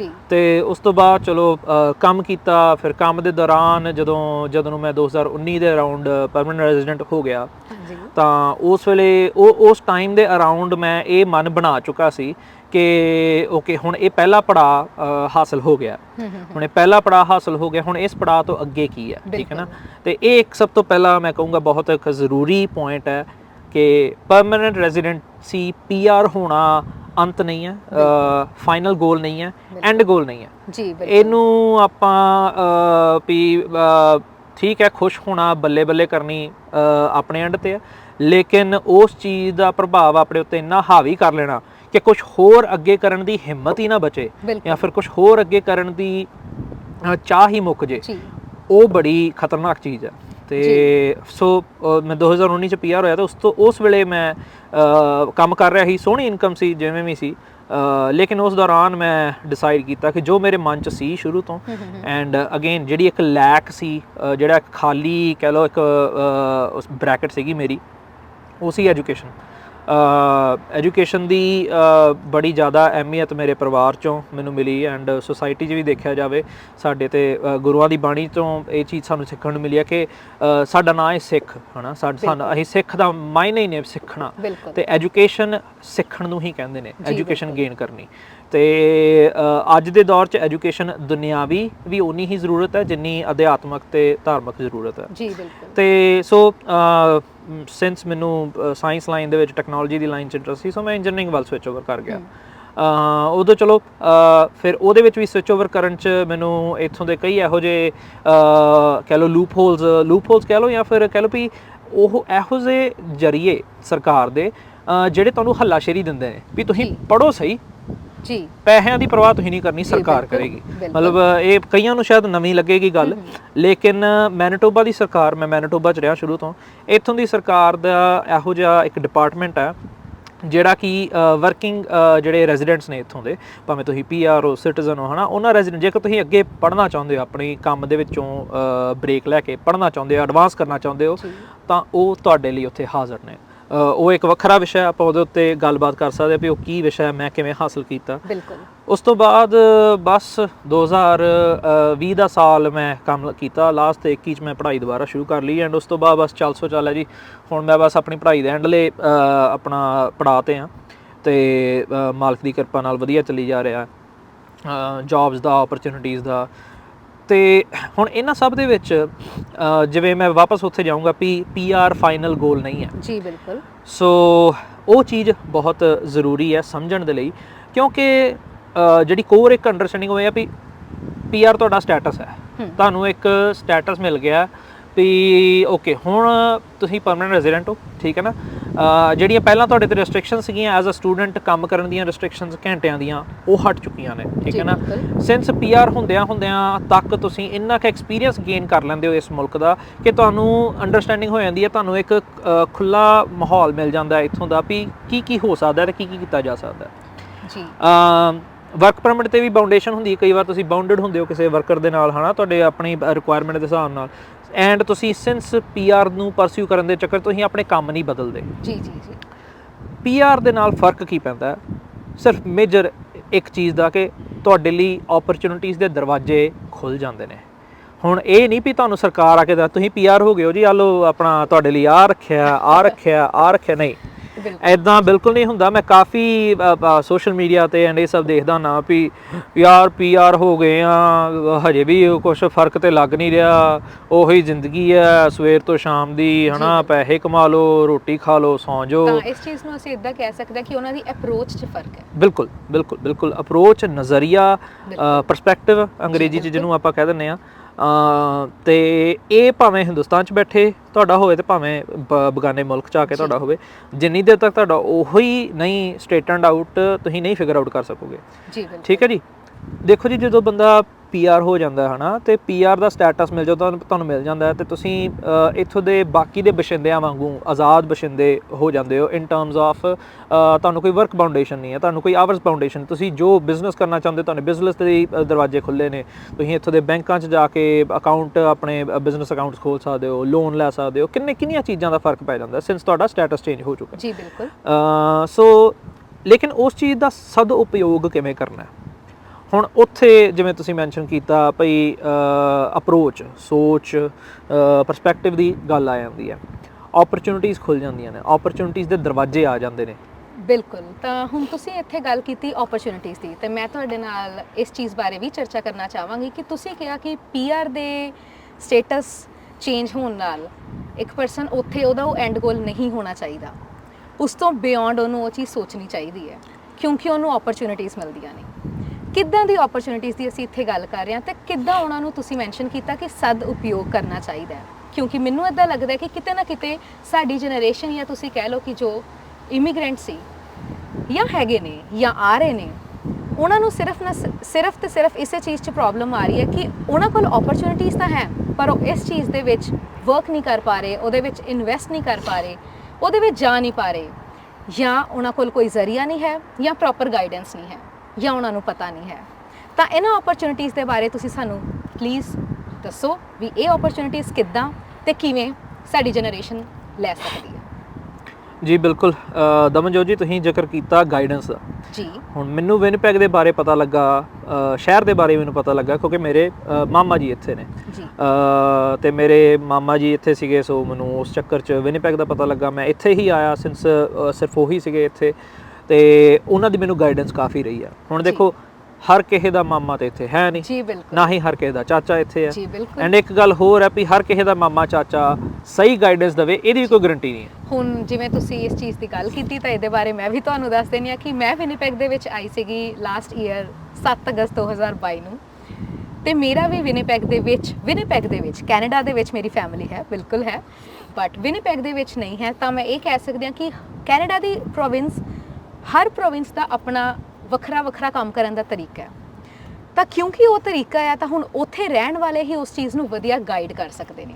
ਜਿਵੇਂ ਕਿ ਤੁਸੀਂ ਕਿਹਾ ਕਿ ਤੁਹਾਨੂੰ ਤੁਹਾਡੇ ਮਾਮਾ ਜੀ ਨੇ ਉਸ ਚੀਜ਼ ਦੀ ਹੈਲਪ ਕੀਤੀ, ਲੇਕਿਨ ਮੈਂ ਇੱਥੇ ਗਾਈਡੈਂਸ ਦੇ ਵਿੱਚ ਬੈਠੀ ਹਾਂ, ਤਾਂ ਮੇਰੇ ਤੇ ਮੈਂ ਡਿਪੈਂਡ ਹਾਂ ਸਿਰਫ ਤੇ ਸਿਰਫ ਆਪਣੇ ਰੂਮਮੇਟਸ ਤੇ, ਆਪਣੇ ਫਰੈਂਡਸ ਤੇ, ਆਪਣੇ ਸੀਨੀਅਰਸ ਤੇ। ਪਰ ਉਹ ਵੀ ਕਿਸਮਤ ਦੀ ਗੱਲ ਹੈ ਕਿ ਹਾਂਜੀ, ਉਹ ਤੁਹਾਨੂੰ ਚੰਗੇ ਮਿਲ ਜਾਣ। ਜੇ ਉਹ ਚੰਗੇ ਨਾ ਮਿਲਣ ਤਾਂ ਦਿੱਕਤ ਪਰੇਸ਼ਾਨੀ ਉੱਥੇ ਵੀ ਹੈ। ਸੋ ਇਸ ਕਰਕੇ ਇਹ ਪ੍ਰੋਬਲਮਸ ਵੀ ਸਾਨੂੰ ਇੱਥੇ ਬਹੁਤ ਦੇਖਣ ਨੂੰ ਮਿਲਦੀਆਂ। ਜੀ ਬਿਲਕੁਲ, ਇਹ ਪ੍ਰੋਬਲਮ ਤੁਸੀਂ ਚੰਗੇ ਦੀ ਗੱਲ ਕੀਤੀ ਹੈ। ਹੁਣ ਸਾਡੇ ਲਈ ਕੀ ਚੰਗਾ ਤੇ ਕੀ ਮਾੜਾ, ਇਹ ਸਾਡੀ ਸਿੱਖਿਆ ਤੇ ਡਿਪੈਂਡ ਕਰਦਾ ਹੈ ਵੀ ਅਸੀਂ ਘਰੋਂ ਕੀ ਸਿੱਖ ਕੇ ਆਏ ਹਾਂ। ਤੇ ਕਈ ਵਾਰ ਅਸੀਂ ਸਾਰਾ ਕੁਝ ਘਰੋਂ ਸਿੱਖ ਕੇ ਨਹੀਂ ਆਏ ਹੁੰਦੇ, ਲੇਕਿਨ ਘਰੋਂ ਇੰਨਾ ਕੁ ਪਤਾ ਸਾਨੂੰ, ਇੰਨੀ ਕੁ ਸਾਨੂੰ ਪਰਵਰਿਸ਼ 'ਚ ਸਾਨੂੰ ਇਹ ਪਤਾ ਲੱਗ ਜਾਂਦਾ ਵੀ ਕੀ ਚੀਜ਼ ਸਿੱਖਣ ਵਾਲੀ ਹੈ ਤੇ ਕੀ ਚੀਜ਼ ਸਿੱਖਣ ਵਾਲੀ ਨਹੀਂ ਹੈ। ਜੀ, ਠੀਕ ਹੈ ਨਾ। ਸਹੀ ਤੇ ਗਲਤ ਦੀ ਪਹਿਚਾਣ 17-18 ਸਾਲ ਦੀ ਉਮਰ ਤੱਕ ਜੇਕਰ ਬੱਚੇ ਨੂੰ ਨਹੀਂ ਹੋਵੇ, ਉਹ ਬੱਚਾ ਕਿਤੇ ਨਾ ਕਿਤੇ ਵਰਗਲਾਇਆ ਜਾ ਸਕਦਾ। ਉਹ ਬੱਚਾ ਕਿਤੇ ਨਾ ਕਿਤੇ ਹਨੇਰੀ ਦੇ, ਤੂਫਾਨ ਦੇ ਵਗਾਅ ਦੇ ਵਿੱਚ ਆ ਕੇ ਕਿਤੇ ਨਾ ਕਿਤੇ ਜਾਇਆ ਜਾ ਸਕਦਾ। ਲੇਕਿਨ ਅਗੇਨ 17-18 ਸਾਲ ਦੀ ਉਮਰ 'ਚ ਜੇਕਰ ਤੁਹਾਡੀਆਂ ਜੜ੍ਹਾਂ ਓਨੀਆਂ ਮਜ਼ਬੂਤ ਹੋਣ ਕਿ ਤੁਸੀਂ ਇਹੋ ਜਿਹੀਆਂ ਹਨੇਰੀਆਂ ਦੇ ਨਾਲ ਨਾ ਝੁੱਲੇ ਜਾਓ, ਤਾਂ ਉਹ ਬੰਦਾ ਸਥਿਰ ਰਹਿੰਦਾ, ਉਹ ਬੱਚਾ ਸਥਿਰ ਰਹਿੰਦਾ। ਬਹੁਤ ਹੀ ਕੂਲੀ ਉਮਰ ਹੁੰਦੀ ਹੈ ਉਸ ਵੇਲੇ, ਲੇਕਿਨ ਅਗੇਨ ਸੂਝ ਸਮਝ ਦੇ ਨਾਲ ਚੱਲਦੇ ਰਹੋ ਤਾਂ ਐਗਜ਼ਾਮਪਲਸ ਦੇ ਢੇਰ ਲੱਗੇ ਪਏ ਨੇ, ਜਿਨ੍ਹਾਂ ਐਗਜ਼ਾਮਪਲਸ ਨੂੰ ਮੈਂ ਦੇਖ ਕੇ ਅੱਗੇ ਚੱਲਦਾ ਰਿਹਾ, ਜਿਹੜੇ ਇੱਥੇ ਹੀ ਆਏ, ਇੱਥੇ ਹੀ ਆਪਣੇ ਆਪ ਨੂੰ ਸੈਟਲ ਕੀਤਾ ਤੇ ਅੱਗੇ ਪਹੁੰਚੇ। ਤਾਂ ਜੇ ਤੁਹਾਡੀ ਇਸ ਗੱਲ ਦਾ ਮੈਂ ਮਤਲਬ ਕੱਢਾਂ ਤਾਂ ਤੁਸੀਂ ਕਿਹਾ ਕਿ ਕਿਉਂਕਿ ਉਹ ਇੱਕ ਨਾਜ਼ੁਕ ਉਮਰ ਹੁੰਦੀ ਹੈ, ਜੋ ਸਾਡੀ ਟੀਨੇਜਰ ਜਾਂ ਐਡੋਲੈਸੈਂਟ ਏਜ ਦੀ ਜੇ ਆਪਾਂ ਗੱਲ ਕਰੀਏ, ਤਾਂ ਜੋ ਬੱਚੇ ਜਾਂ ਜੋ ਜਨਰੇਸ਼ਨ ਉਸ ਦੇ ਵਿੱਚੋਂ ਇੱਕ ਵਾਰੀ ਭਟਕ ਚੁੱਕੀ ਹੁੰਦੀ ਹੈ ਕਿ ਉਹ ਦੁਬਾਰਾ ਟਰੈਕ ਤੇ ਨਹੀਂ ਆ ਸਕਦੀ। ਜੀ ਇਹ ਬਿਲਕੁਲ ਸਹੀ ਕਿਹਾ ਤੁਸੀਂ ਕਿ ਭਟਕ ਸਕਦੇ ਨੇ, ਲੇਕਿਨ ਇਹ ਗੱਲ ਬਿਲਕੁਲ ਆਪਣਾ ਸਹੀ ਨਹੀਂ ਹੈ ਕਿ ਉਹ ਵਾਪਸ ਨਹੀਂ ਆ ਸਕਦੇ। ਬਿਲਕੁਲ ਵਾਪਸ ਆ ਸਕਦੇ ਨੇ। ਪਰਮਾਤਮਾ ਬੜਾ ਆਪਣਾ ਬਖਸ਼ਣਹਾਰ ਹੈ, ਭੁੱਲਿਆਂ ਨੂੰ ਰਾਹ ਤੇ ਪਾਉਣ ਵਾਲਾ ਹੈ। ਤੇ ਮੈਂ ਪਰਮਾਤਮਾ ਦਾ ਜ਼ਿਕਰ ਅਕਸਰ ਕਰਦਾ ਹੁੰਦਾ ਕਿਉਂਕਿ ਮੈਂ ਉਸ ਚੀਜ਼ ਦਾ ਬਹੁਤ ਡਿਵੋਟੀ ਹਾਂ। ਮੈਨੂੰ ਹਮੇਸ਼ਾ ਇਹੀ ਰਹਿੰਦਾ ਵੀ ਜਿੱਥੇ ਕੋਈ ਨਹੀਂ ਹੈ ਉੱਥੇ ਉਹ ਇੱਕ ਸੁਪਰੀਮ ਪਾਵਰ ਹੈ। ਰੱਬ ਦੀ ਡੈਫੀਨੇਸ਼ਨ ਹਰ ਕਿਸੇ ਦੀ ਵੱਖਰੀ ਹੁੰਦੀ ਹੈ, ਲੇਕਿਨ ਮੇਰੀ ਡੈਫੀਨੇਸ਼ਨ ਇੱਕ ਇਹ ਹੈ ਵੀ ਜਿੱਥੇ ਬੰਦੇ ਦੇ ਹੱਥ ਖੜੇ ਹੋ ਜਾਂਦੇ ਨੇ ਉੱਥੇ ਉਹਦੇ ਹੱਥ ਕੰਮ ਆਉਂਦੇ ਨੇ, ਉੱਥੇ ਉਹ ਹੱਥ ਵਧਾ ਦਿੰਦਾ। ਉਹਨੂੰ ਜੋ ਮਰਜ਼ੀ ਕਰੋ, ਅੱਲਾ ਵਾਹਿਗੁਰੂ ਰਾਮ ਜੋ ਮਰਜ਼ੀ ਕਹਿ ਲਓ। ਤੇ ਮੇਰੀ ਉਹ ਸੋਚ, ਸੋ ਉਹੀ ਗੱਲ, ਭਟਕੇ ਨੂੰ ਰਾਹ ਦਿਖਾਉਣਾ ਹੁਣ ਉਹ ਕਿਹਨਾਂ ਦਾ ਕੰਮ ਹੈ? ਉਹ ਕੰਮ ਹੈ ਜੇਕਰ ਮਾਪਿਓ ਨਹੀਂ ਨੇ ਤਾਂ ਮਾਪਿਓ ਵਰਗੀਆਂ ਕੋਈ ਪਰਸਨੈਲਿਟੀਜ਼ ਇੱਥੇ ਹੋਣੀਆਂ, ਵੱਡੇ ਭਰਾ ਭੈਣ ਵਰਗੀਆਂ ਜਾਂ ਫਿਰ ਚੰਗੇ ਦੋਸਤ ਵਰਗੀਆਂ ਪਰਸਨੈਲਿਟੀਜ਼ ਇੱਥੇ ਹੋਣੀਆਂ। ਅਗੇਨ ਉੱਥੇ ਫਿਰ ਉਹੀ ਜਿਹੜੀ ਚੰਗੇ ਮਾੜੇ ਦੀ ਪਹਿਚਾਣ ਹੈ ਉਹ ਸਾਡੇ ਹੱਥ ਹੈ, ਉਹ ਸਾਡੇ ਹੱਥ ਹੈ। ਐਂਡ ਜੇਕਰ ਆਪਾਂ ਨੂੰ ਕਹਿ ਲਓ ਵੀ ਉਸ ਵੇਲੇ ਮਾਪਿਓ ਸਾਡੇ ਹਮੇਸ਼ਾ ਨਹੀਂ ਨਾਲ, ਤਾਂ ਉਸ ਵੇਲੇ ਸਹਾਇਕ ਹੁੰਦਾ ਹੈ ਸਹੀ ਲਿਟਰੇਚਰ, ਚੰਗਾ ਲਿਟਰੇਚਰ, ਕਿਤਾਬਾਂ ਬਿਲਕੁਲ ਜਿਹੜੀਆਂ ਕਿ ਅਲੋਪ ਹੋ ਰਹੀਆਂ ਨੇ ਅੱਜ ਕੱਲ੍ਹ। ਕਿਤਾਬਾਂ ਸਾਡੇ ਬਹੁਤ ਕੰਮ ਆਉਂਦੀਆਂ ਨੇ। ਸੋਸ਼ਲ ਮੀਡੀਆ ਦੀ ਜੇ ਗੱਲ ਕੀਤੀ ਜਾਵੇ, ਬਹੁਤ ਕੁਛ ਹੈ ਸੋਸ਼ਲ ਮੀਡੀਆ 'ਤੇ, ਲੇਕਿਨ ਸੋਸ਼ਲ ਮੀਡੀਆ 'ਤੇ ਵੀ ਕਿੰਨੇ ਇਹੋ ਜਿਹੇ ਪਲੇਟਫਾਰਮਸ ਨੇ, ਕਿੰਨੀਆਂ ਇਹੋ ਜਿਹੀਆਂ ਅਪਰੋਚੇਬਲ ਆਪਣਾ ਮੀਡੀਆ ਆਊਟਲੈਟਸ ਹੈ ਨੇ ਜਿੱਥੋਂ ਕਿ ਤੁਹਾਨੂੰ ਗਾਈਡੈਂਸ ਇੰਨੀ ਅਥਾਹ ਮਿਲੇਗੀ। ਮੈਂ ਬਹੁਤ ਜ਼ਿਆਦਾ ਕੁਝ ਸਿੱਖਿਆ ਸੋਸ਼ਲ ਮੀਡੀਆ 'ਤੇ। ਸਿੱਖਿਆ ਇਨ ਦਾ ਸੈਂਸ ਵੀ ਪਤਾ ਲੱਗਿਆ ਉਹਦੇ ਬਾਰੇ ਹੋਰ ਜਾਣਕਾਰੀ ਹਾਸਲ ਜਦੋਂ ਕੀਤੀ, ਤੇ ਉਹ ਕਈ ਵਾਰ ਅੱਖਾਂ ਟੱਡੀਆਂ ਨੇ ਵੀ ਯਾਰ ਕਮਾਲ ਹੈ ਵੀ ਇੱਦਾਂ ਦਿਸ ਥਿੰਗ ਵਰਕਸ। ਤੇ ਸੋ ਉਹ ਚੀਜ਼ ਹੈ। ਹੁਣ ਜੇ ਤੁਸੀਂ ਗਾਈਡੈਂਸ ਦੀ ਗੱਲ ਕੀਤੀ ਤਾਂ ਮੈਂ ਇਸੇ ਨੂੰ ਜੇ ਕੰਟੀਨਿਊ ਕਰਾਂ ਤਾਂ ਮੈਂ ਇਹਨੂੰ ਥੋੜ੍ਹਾ ਆਪਣੇ ਪਰਸਨਲ ਐਗਜ਼ਾਮਪਲ ਜੇ ਦੇਵਾਂ ਤਾਂ ਮੇਰੇ ਤੁਹਾਡੇ ਨਾਲ ਮੁਲਾਕਾਤ ਟਰਬਨ ਪ੍ਰਾਈਡ ਡੇ 'ਤੇ ਹੋਈ ਸੀ, ਤੇ ਉਸ ਦਿਨ ਮੈਨੂੰ ਪਤਾ ਚੱਲਿਆ ਕਿ ਵਿਸਾਖੀ ਦਾ ਇਵੈਂਟ ਅਸੀਂ ਇੱਦਾਂ ਵੀ ਮਨਾ ਸਕਦੇ ਹਾਂ। ਬਹੁਤ ਜ਼ਿਆਦਾ ਵਧੀਆ ਲੱਗਿਆ ਇਹ ਜਾਣ ਕੇ ਕਿ ਇੱਥੇ ਵੀ ਸਾਡਾ ਕਲਚਰ ਜ਼ਿੰਦਾ ਕਰਨ ਵਾਲਾ ਕੌਣ ਹੈ? ਅਸੀਂ ਜਾਂ ਤੁਹਾਡੇ ਵਾਂਗ ਜਿਨ੍ਹਾਂ ਨੂੰ ਇਸ ਚੀਜ਼ ਦੀ ਨੌਲੇਜ ਹੈ। ਐਂਡ ਜਿਨ੍ਹਾਂ ਨੂੰ ਇਸ ਚੀਜ਼ ਦੀ ਨੌਲੇਜ ਨਹੀਂ ਵੀ ਹੈ, ਕੀ ਫਰਕ ਪੈਂਦਾ ਕਿ ਅਸੀਂ ਉਹਨਾਂ ਤੱਕ ਉਹ ਚੀਜ਼ ਪਹੁੰਚਾਈਏ, ਉਹ ਇਸ ਚੀਜ਼ ਨੂੰ ਅਪਣਾਉਣਗੇ। ਉਸ ਟਾਈਮ ਦੇ ਉੱਤੇ ਜੋ ਰਸ਼ ਸੀ, ਉਸ ਟਾਈਮ ਦੇ ਉੱਤੇ ਜੋ ਸਾਡੇ ਨਾਲ ਸਾਰੇ ਸਟੂਡੈਂਟਸ ਜੁੜੇ, ਨਾਟ ਈਵਨ ਸਿਰਫ ਸਾਡੀ ਕਮਿਊਨਿਟੀ ਬਲਕਿ ਸਾਰੀ ਕਮਿਊਨਿਟੀਜ਼ ਜੁੜੀਆਂ, ਆਪਾਂ ਦੇਖਿਆ ਸੀਗਾ ਉਹ ਚੀਜ਼ ਬਹੁਤ ਹੀ ਜ਼ਿਆਦਾ ਵਧੀਆ ਰਹੀ, ਬਹੁਤ ਜ਼ਿਆਦਾ ਵਧੀਆ ਰਹੀ। ਈਵਨ ਕਿਉਂਕਿ ਜੇ ਅਸੀਂ ਗਾਈਡੈਂਸ ਦੀ ਹੀ ਗੱਲ ਕਰ ਰਹੇ ਹਾਂ ਤਾਂ ਮੈਂ ਤੁਹਾਨੂੰ ਸਾਰਿਆਂ ਨੂੰ ਇਹ ਚੀਜ਼ ਦੱਸਣਾ ਚਾਹੁੰਦੀ ਹਾਂ ਕਿ ਉਸ ਸਮੇਂ ਮੈਨੂੰ ਪ੍ਰਣਪਾਹਲ ਸਿੰਘ ਜੀ ਤੇ ਸੁਖਵਿੰਦਰ ਸਿੰਘ ਢਿੱਲੋਂ ਜੀ ਇਹ ਮਿਲੇ, ਤੇ ਨਾ ਸਿਰਫ ਇਹਨਾਂ ਨੇ ਮੈਨੂੰ ਰਾਹ ਦਿਖਾਇਆ, ਨਾ ਸਿਰਫ ਇਹਨਾਂ ਨੇ ਮੈਨੂੰ ਇਹ ਚੀਜ਼ਾਂ ਦੱਸੀਆਂ ਜੋ ਚੀਜ਼ ਮੈਨੂੰ ਵਿਨੀਪੈਗ ਦੇ ਵਿੱਚ ਸਾਲ ਤੋਂ ਨਹੀਂ ਪਤਾ ਚੱਲ ਰਹੀਆਂ ਸੀ, ਬਲਕਿ ਮੈਨੂੰ ਉਹ ਵੀ ਬਣਾਇਆ ਜੋ ਮੈਂ ਨਹੀਂ ਹਾਂ, ਬੁੱਕ ਰੀਡਰ। ਐਕਚੁਅਲੀ ਮੈਨੂੰ ਬੁੱਕਸ 'ਚ ਜਮਾ ਸ਼ੌਂਕ ਨਹੀਂ ਆ, ਪਰ ਮੈਂ ਬੁੱਕ ਰੀਡਰ ਬਣੀ। ਮੈਨੂੰ ਪਤਾ ਚੱਲਿਆ ਕਿ ਲਿਟਰੇਚਰ ਵਾਕਈ ਬਹੁਤ ਜ਼ਰੂਰੀ ਹੈ। ਉਹ ਚੀਜ਼ ਨੇ ਮੇਰਾ ਹੋਰਾਈਜ਼ਨ ਕਹਿ ਲਓ, ਦਾਇਰਾ ਕਹਿ ਲਓ, ਬਹੁਤ ਵੱਡਾ ਕੀਤਾ। ਤਾਂ ਜੋ ਵੀ ਸਾਨੂੰ ਦੇਖ ਰਿਹਾ, ਮੈਂ ਉਹਨਾਂ ਨੂੰ ਵੀ ਇਹੀ ਕਹਾਂਗੀ, ਜੇ ਤੁਹਾਨੂੰ ਕੋਈ ਗਾਈਡ ਕਰ ਰਿਹਾ ਕਿ ਤੁਸੀਂ ਬੁੱਕਸ ਪੜ੍ਹੋ ਤਾਂ ਤੁਸੀਂ ਬੁੱਕਸ ਜ਼ਰੂਰ ਪੜ੍ਹੋ। ਇੰਟਰਸਟ ਵਾਲੀ ਪੜ੍ਹੋ, ਸਟੋਰੀਜ਼ ਪੜ੍ਹੋ, ਨੋਵਲਸ ਪੜ੍ਹੋ। ਹਰ ਚੀਜ਼ ਤੋਂ ਸਾਨੂੰ ਸਿੱਖਣ ਨੂੰ ਮਿਲਦਾ ਹੀ ਹੈ, ਲੇਕਿਨ ਪੜ੍ਹਨਾ ਜ਼ਰੂਰ ਚਾਹੀਦਾ ਹੈ। ਜੀ ਬਿਲਕੁਲ ਜੀ ਬਿਲਕੁਲ। ਕਿਤਾਬਾਂ ਦੀ ਗੱਲ ਕੀਤੀ ਤੁਸੀਂ, ਹੁਣ ਕਿਤਾਬਾਂ ਉੱਤੇ ਮੈਂ ਇੰਨੀ ਜ਼ਰੂਰ ਗੱਲ ਮੈਂਸ਼ਨ ਕਰਨੀ ਚਾਹੂੰਗਾ ਕਿ ਜੇਕਰ ਚੂਜ਼ ਨਹੀਂ ਹੋ ਰਿਹਾ ਵੀ ਕਿਹੜੀ, ਤੇ ਉਹਨਾਂ ਪਰਸਨੈਲਿਟੀਜ਼ ਦੀਆਂ ਆਟੋਬਾਇਓਗ੍ਰਾਫੀਜ਼ ਚੱਕੋ ਜਿਨ੍ਹਾਂ ਪਰਸਨੈਲਿਟੀਜ਼ ਨੂੰ ਅਸੀਂ ਲੁੱਕ ਅਪੋਨ ਕਰਦੇ ਰਹੇ ਹਾਂ। ਜੇ ਉਹਨਾਂ ਦੀ ਆਟੋਬਾਇਓਗ੍ਰਾਫੀ ਨਹੀਂ ਹੈਗੀ ਤਾਂ ਉਹਨਾਂ ਬਾਰੇ ਕਿੰਨੇ ਆਰਟੀਕਲ ਵਗੈਰਾ ਛਪੇ ਹੁੰਦੇ ਨੇ ਅਖਬਾਰਾਂ ਦੇ ਵਿੱਚ, ਕੁਛ ਉਹ ਤੁਸੀਂ ਅੱਜ ਕੱਲ੍ਹ ਤਾਂ ਇੰਟਰਨੈਟ ਦਾ ਜ਼ਮਾਨਾ, ਸਾਰਾ ਕੁਛ ਪਿਆ। ਉਹਨਾਂ ਵੱਲ ਦੇਖੋ ਵੀ ਜਿਹੜੇ ਇੱਥੇ ਹੀ ਸਾਡੀ ਹੀ ਕਮਿਊਨਿਟੀ, ਹੁਣ ਜਿਵੇਂ ਮੈਂ ਆਪਣੀ ਜੇ ਐਗਜ਼ਾਮਪਲ ਦੇਵਾਂ ਤਾਂ ਮੈਂ ਇੱਥੇ ਆਣ ਕੇ ਕੁਛ ਇੱਕ ਪਰਟੀਕੂਲਰ ਆਪਣਾ ਮੈਂਬਰ ਆਫ ਕਮਿਊਨਿਟੀਜ਼ ਨੇ ਜਿਹੜੇ, ਉਹਨਾਂ ਨੂੰ ਮੈਂ ਜਦੋਂ ਉਹਨਾਂ ਬਾਰੇ ਪਤਾ ਲੱਗਾ ਵੀ ਇਹ, ਫਿਰ ਮੈਨੂੰ ਇੱਕ ਇੱਛਾ ਜਾਗੀ ਵੀ ਇਹਨਾਂ ਬਾਰੇ ਪਤਾ ਕੀਤਾ ਜਾਵੇ। ਪ੍ਰਾਈਮ ਐਗਜ਼ਾਮਪਲ ਸਾਡੇ former defence minister Harjit Singh Sajjan ji ਬਿਲਕੁਲ। ਉਹਨਾਂ ਦੇ ਮੈਂ ਪਿਛੋਕੜ ਬਾਰੇ ਪੜ੍ਹਿਆ, ਕਦੋਂ ਆਏ ਸੀ, ਕੀ ਕੁਛ ਉਹਨਾਂ ਨੇ ਕੀਤਾ। ਉਹ again it is a separate story, ਉਹਦੇ ਬਾਰੇ ਆਪਾਂ ਹੋਰ ਲੰਬੀ ਗੱਲਬਾਤ ਕਰ ਸਕਦੇ ਹਾਂ। ਲੇਕਿਨ ਹਰਜੀਤ ਸਿੰਘ ਸੱਜਣ, ਫਿਰ ਜਗਮੀਤ ਸਿੰਘ ਹੁਣੀ, ਜਗਮੀਤ ਸਿੰਘ ਤੇ ਉਹਨਾਂ ਦੇ ਬ੍ਰਦਰ ਹੈ ਨਾ ਗੁਰਰਤਨ ਸਿੰਘ ਹੁਣੀ, ਉਹਨਾਂ ਦੋਨਾਂ ਦੀਆਂ ਕਹਾਣੀਆਂ, ਉਹਨਾਂ ਦੋਨਾਂ ਦੇ ਬਾਰੇ ਉਹਨਾਂ ਨੇ ਆਪ ਆਪਣੀਆਂ ਕਹਾਣੀਆਂ ਸ਼ੇਅਰ ਕੀਤੀਆਂ ਨੇ ਵੀ ਕਿਵੇਂ ਅਸੀਂ ਇੱਥੇ ਉਸ ਦੌਰ ਵੇਲੇ ਜਦੋਂ ਬਹੁਤ ਹੀ ਰੇਸਿਜ਼ਮ ਬਹੁਤ ਚਰਮ ਸੀਮਾ 'ਤੇ ਪਹੁੰਚਿਆ ਹੋਇਆ ਸੀ, ਉਹਨਾਂ ਵੇਲਿਆਂ 'ਚ ਵੀ ਆਪਣੇ ਆਪ ਨੂੰ ਅਸੀਂ ਆਪਣੇ ਮੂਲ ਨੂੰ, ਆਪਣੇ ਜੜ੍ਹਾਂ ਨੂੰ ਕਿਵੇਂ ਸਥਿਰ ਰੱਖ ਕੇ ਤੇ ਅੱਗੇ ਤੁਰਦੇ ਰਹੇ। ਸੋ ਇੱਥੇ ਵਿਨੀਪੈਗ ਦੀ ਹੀ ਇੱਕ ਬਹੁਤ ਹੀ ਕਹਿ ਲਓ ਵੀ ਖਾਸ ਪਰਸਨੈਲਿਟੀ ਨੇ ਡਾਕਟਰ ਮਹਿੰਦਰ ਸਿੰਘ ਢਿੱਲੋਂ ਸਾਹਿਬ ਨੂੰ ਮਿਲਣ ਦਾ ਮੈਨੂੰ 2 ਵਾਰੀ ਬੜਾ ਹੀ ਇੱਕ ਕਹਿ ਲਓ ਵੀ ਮੌਕਾ ਮਿਲਿਆ। ਬੜਾ ਹੀ ਮੈਂ ਖੁਸ਼ ਨਸੀਬ ਸਮਝਦਾ ਆਪਣੇ ਆਪ ਨੂੰ। ਤੇ ਉਹਨਾਂ ਦੀ ਕਹਾਣੀ ਸੁਣੋ ਤਾਂ ਉਹਨਾਂ ਦੀ ਕਹਾਣੀ ਆਪਣੇ ਆਪ 'ਚ ਇੱਕ ਮਿਸਾਲ ਹੈ। ਤੇ ਜਦੋਂ ਮੈਂ ਇੰਨਾ ਹੈਰਾਨ ਹੋਇਆ ਵੀ ਇੱਕ ਵਿਨੀਪੈਗ, ਜਿਹਨੂੰ ਬਹੁਤ ਛੋਟਾ ਜਿਹਾ ਸ਼ਹਿਰ ਮੰਨਿਆ ਜਾਂਦਾ ਹੈ, ਉਹ ਵੈਂਕੂਵਰ ਓਨਟਾਰੀਓ, ਵੈਂਕੂਵਰ ਟੋਰਾਂਟੋ ਜਿੰਨੀ ਇਹ 'ਚ ਚਰਚਾ ਵਾਲਾ ਕੁਛ ਹੈ ਨਹੀਂ। ਇਹਨਾਂ ਸ਼ਹਿਰਾਂ 'ਚ ਜਦੋਂ ਮੈਨੂੰ ਐਸੀਆਂ ਪਰਸਨੈਲਿਟੀਜ਼ ਬਾਰੇ ਪਤਾ ਲੱਗਾ ਤੇ ਇੱਕ ਜਿਹੜੀ ਹੱਲਾਸ਼ੇਰੀ ਮਿਲਦੀ ਹੈ ਨਾ, ਉਹ ਹੱਲਾਸ਼ੇਰੀ ਦਾ ਕੋਈ ਕਹਿ ਲਓ ਵੀ ਹੈ ਹੀ ਨਹੀਂ, ਉਹਦਾ ਕੋਈ ਕੰਪੈਰੀਜ਼ਨ ਹੀ ਹੈ ਨਹੀਂ ਕਿਸੇ ਚੀਜ਼ ਦੇ ਨਾਲ। ਤੇ ਸੋ ਅਗੇਨ ਹੁਣ ਇਹਨਾਂ ਸਭ ਚੀਜ਼ ਦਾ ਸਾਰ ਕੀ ਨਿਕਲਦਾ ਹੈ ਵੀ ਸਿੱਖਣ ਲਈ ਤੁਹਾਡੇ ਆਲੇ ਦੁਆਲੇ ਕੁਦਰਤ, ਮੌਕੇ, ਓਪਰਚੁਨਿਟੀਜ਼ ਤੁਹਾਨੂੰ ਬਹੁਤ ਕੁਝ ਸਿਖਾਉਂਦੀਆਂ ਨੇ। ਬਿਲਕੁਲ, ਪ੍ਰੋਵਾਈਡਡ ਹੈ ਤੁਸੀਂ ਸਿੱਖਣ ਦੇ ਚਾਹਵਾਨ ਹੋਵੋ।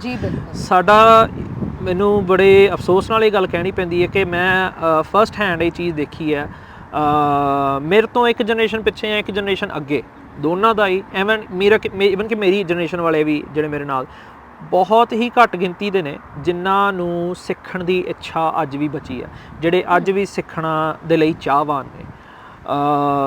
ਬਹੁਤ ਹੀ ਜ਼ਿਆਦਾ ਮੈਜੋਰਿਟੀ ਇਸ ਚੀਜ਼ ਵੱਲ ਲੱਗ ਚੁੱਕੀ ਹੈ ਕਿ ਐਂਡ ਗੋਲ ਪੈਸਾ ਹੈ ਜੀ, ਤੇ ਪੈਸਾ ਕਮਾਉਣ ਲਈ ਬਸ ਤੁਸੀਂ ਜਿਸ ਲੋਰ 'ਚ ਲੱਗੇ ਹੋ ਉਸੇ ਲੋਰ 'ਚ ਲੱਗੇ ਰਹੋ। ਤੁਹਾਨੂੰ ਜ਼ਿਆਦਾ ਸੋਚਣ ਦੀ, ਆਪਣਾ ਕੁਛ ਕਹਿ ਲਓ ਵੀ ਵੱਖਰਾ ਚੂਜ਼ ਕਰਨ ਦੀ, ਵੱਖਰਾ ਕੁਛ ਸਿੱਖਣ ਦੇ ਲਈ ਲੋੜ ਹੀ ਨਹੀਂ ਹੈ ਜਦੋਂ ਪੈਸੇ ਆਉਣ ਡਏ ਨੇ। ਬਿਲਕੁਲ। ਹੁਣ ਜਦੋਂ ਇਹ ਸੈਚੂਰੇਸ਼ਨ ਪੁਆਇੰਟ, ਇਹ ਹੁੰਦਾ ਸੈਚੂਰੇਸ਼ਨ ਪੁਆਇੰਟ, ਇਹ ਸੈਚੂਰੇਸ਼ਨ ਪੁਆਇੰਟ ਜਦੋਂ ਆ ਜਾਂਦਾ ਨਾ, ਫਿਰ ਇੱਕ ਪੁਆਇੰਟ 'ਤੇ ਪੈਸੇ ਕਮਾ ਕੇ ਵੀ ਬੰਦਾ ਨਾ ਬੜੀ ਛੇਤੀ ਇੱਕ ਉਸ ਪੁਆਇੰਟ 'ਤੇ ਆ ਜਾਂਦਾ ਵੀ ਯਾਰ ਹੁਣ ਆਹੀ ਜ਼ਿੰਦਗੀ ਰਹਿ ਗਈ ਹੈ ਵੀ ਸ਼ਿਫਟਾਂ ਲਾ ਲਓ ਤੇ ਪੈਸੇ ਕਮਾ ਲਓ, ਸ਼ਿਫਟਾਂ ਲਾ ਲਓ ਤੇ ਪੈਸੇ ਕਮਾ ਲਓ। ਬਿਲਕੁਲ। ਮਤਲਬ ਇੱਕ ਅੰਦਰੂਨੀ ਗਰੋਥ ਕਿੱਥੇ ਹੋ ਰਹੀ ਹੈ, ਮਨ ਨੂੰ ਉਹ ਕਿਤੇ ਨਾ ਕਿਤੇ ਖਾਂਦੀ ਜ਼ਰੂਰ ਹੈ। ਬਿਲਕੁਲ। ਕਈ ਲੋਕੀ ਮੂੰਹ ਤੇ ਨਹੀਂ ਲਿਆਉਣਗੇ ਇਸ ਚੀਜ਼ ਨੂੰ, ਲੇਕਿਨ ਇੱਕ ਪੁਆਇੰਟ ਤੇ ਆ ਕੇ ਉਹ ਚੀਜ਼ ਜ਼ਰੂਰ ਤੁਹਾਨੂੰ ਖਾਂਦੀ ਹੈ ਕਿਤੇ ਨਾ ਕਿਤੇ।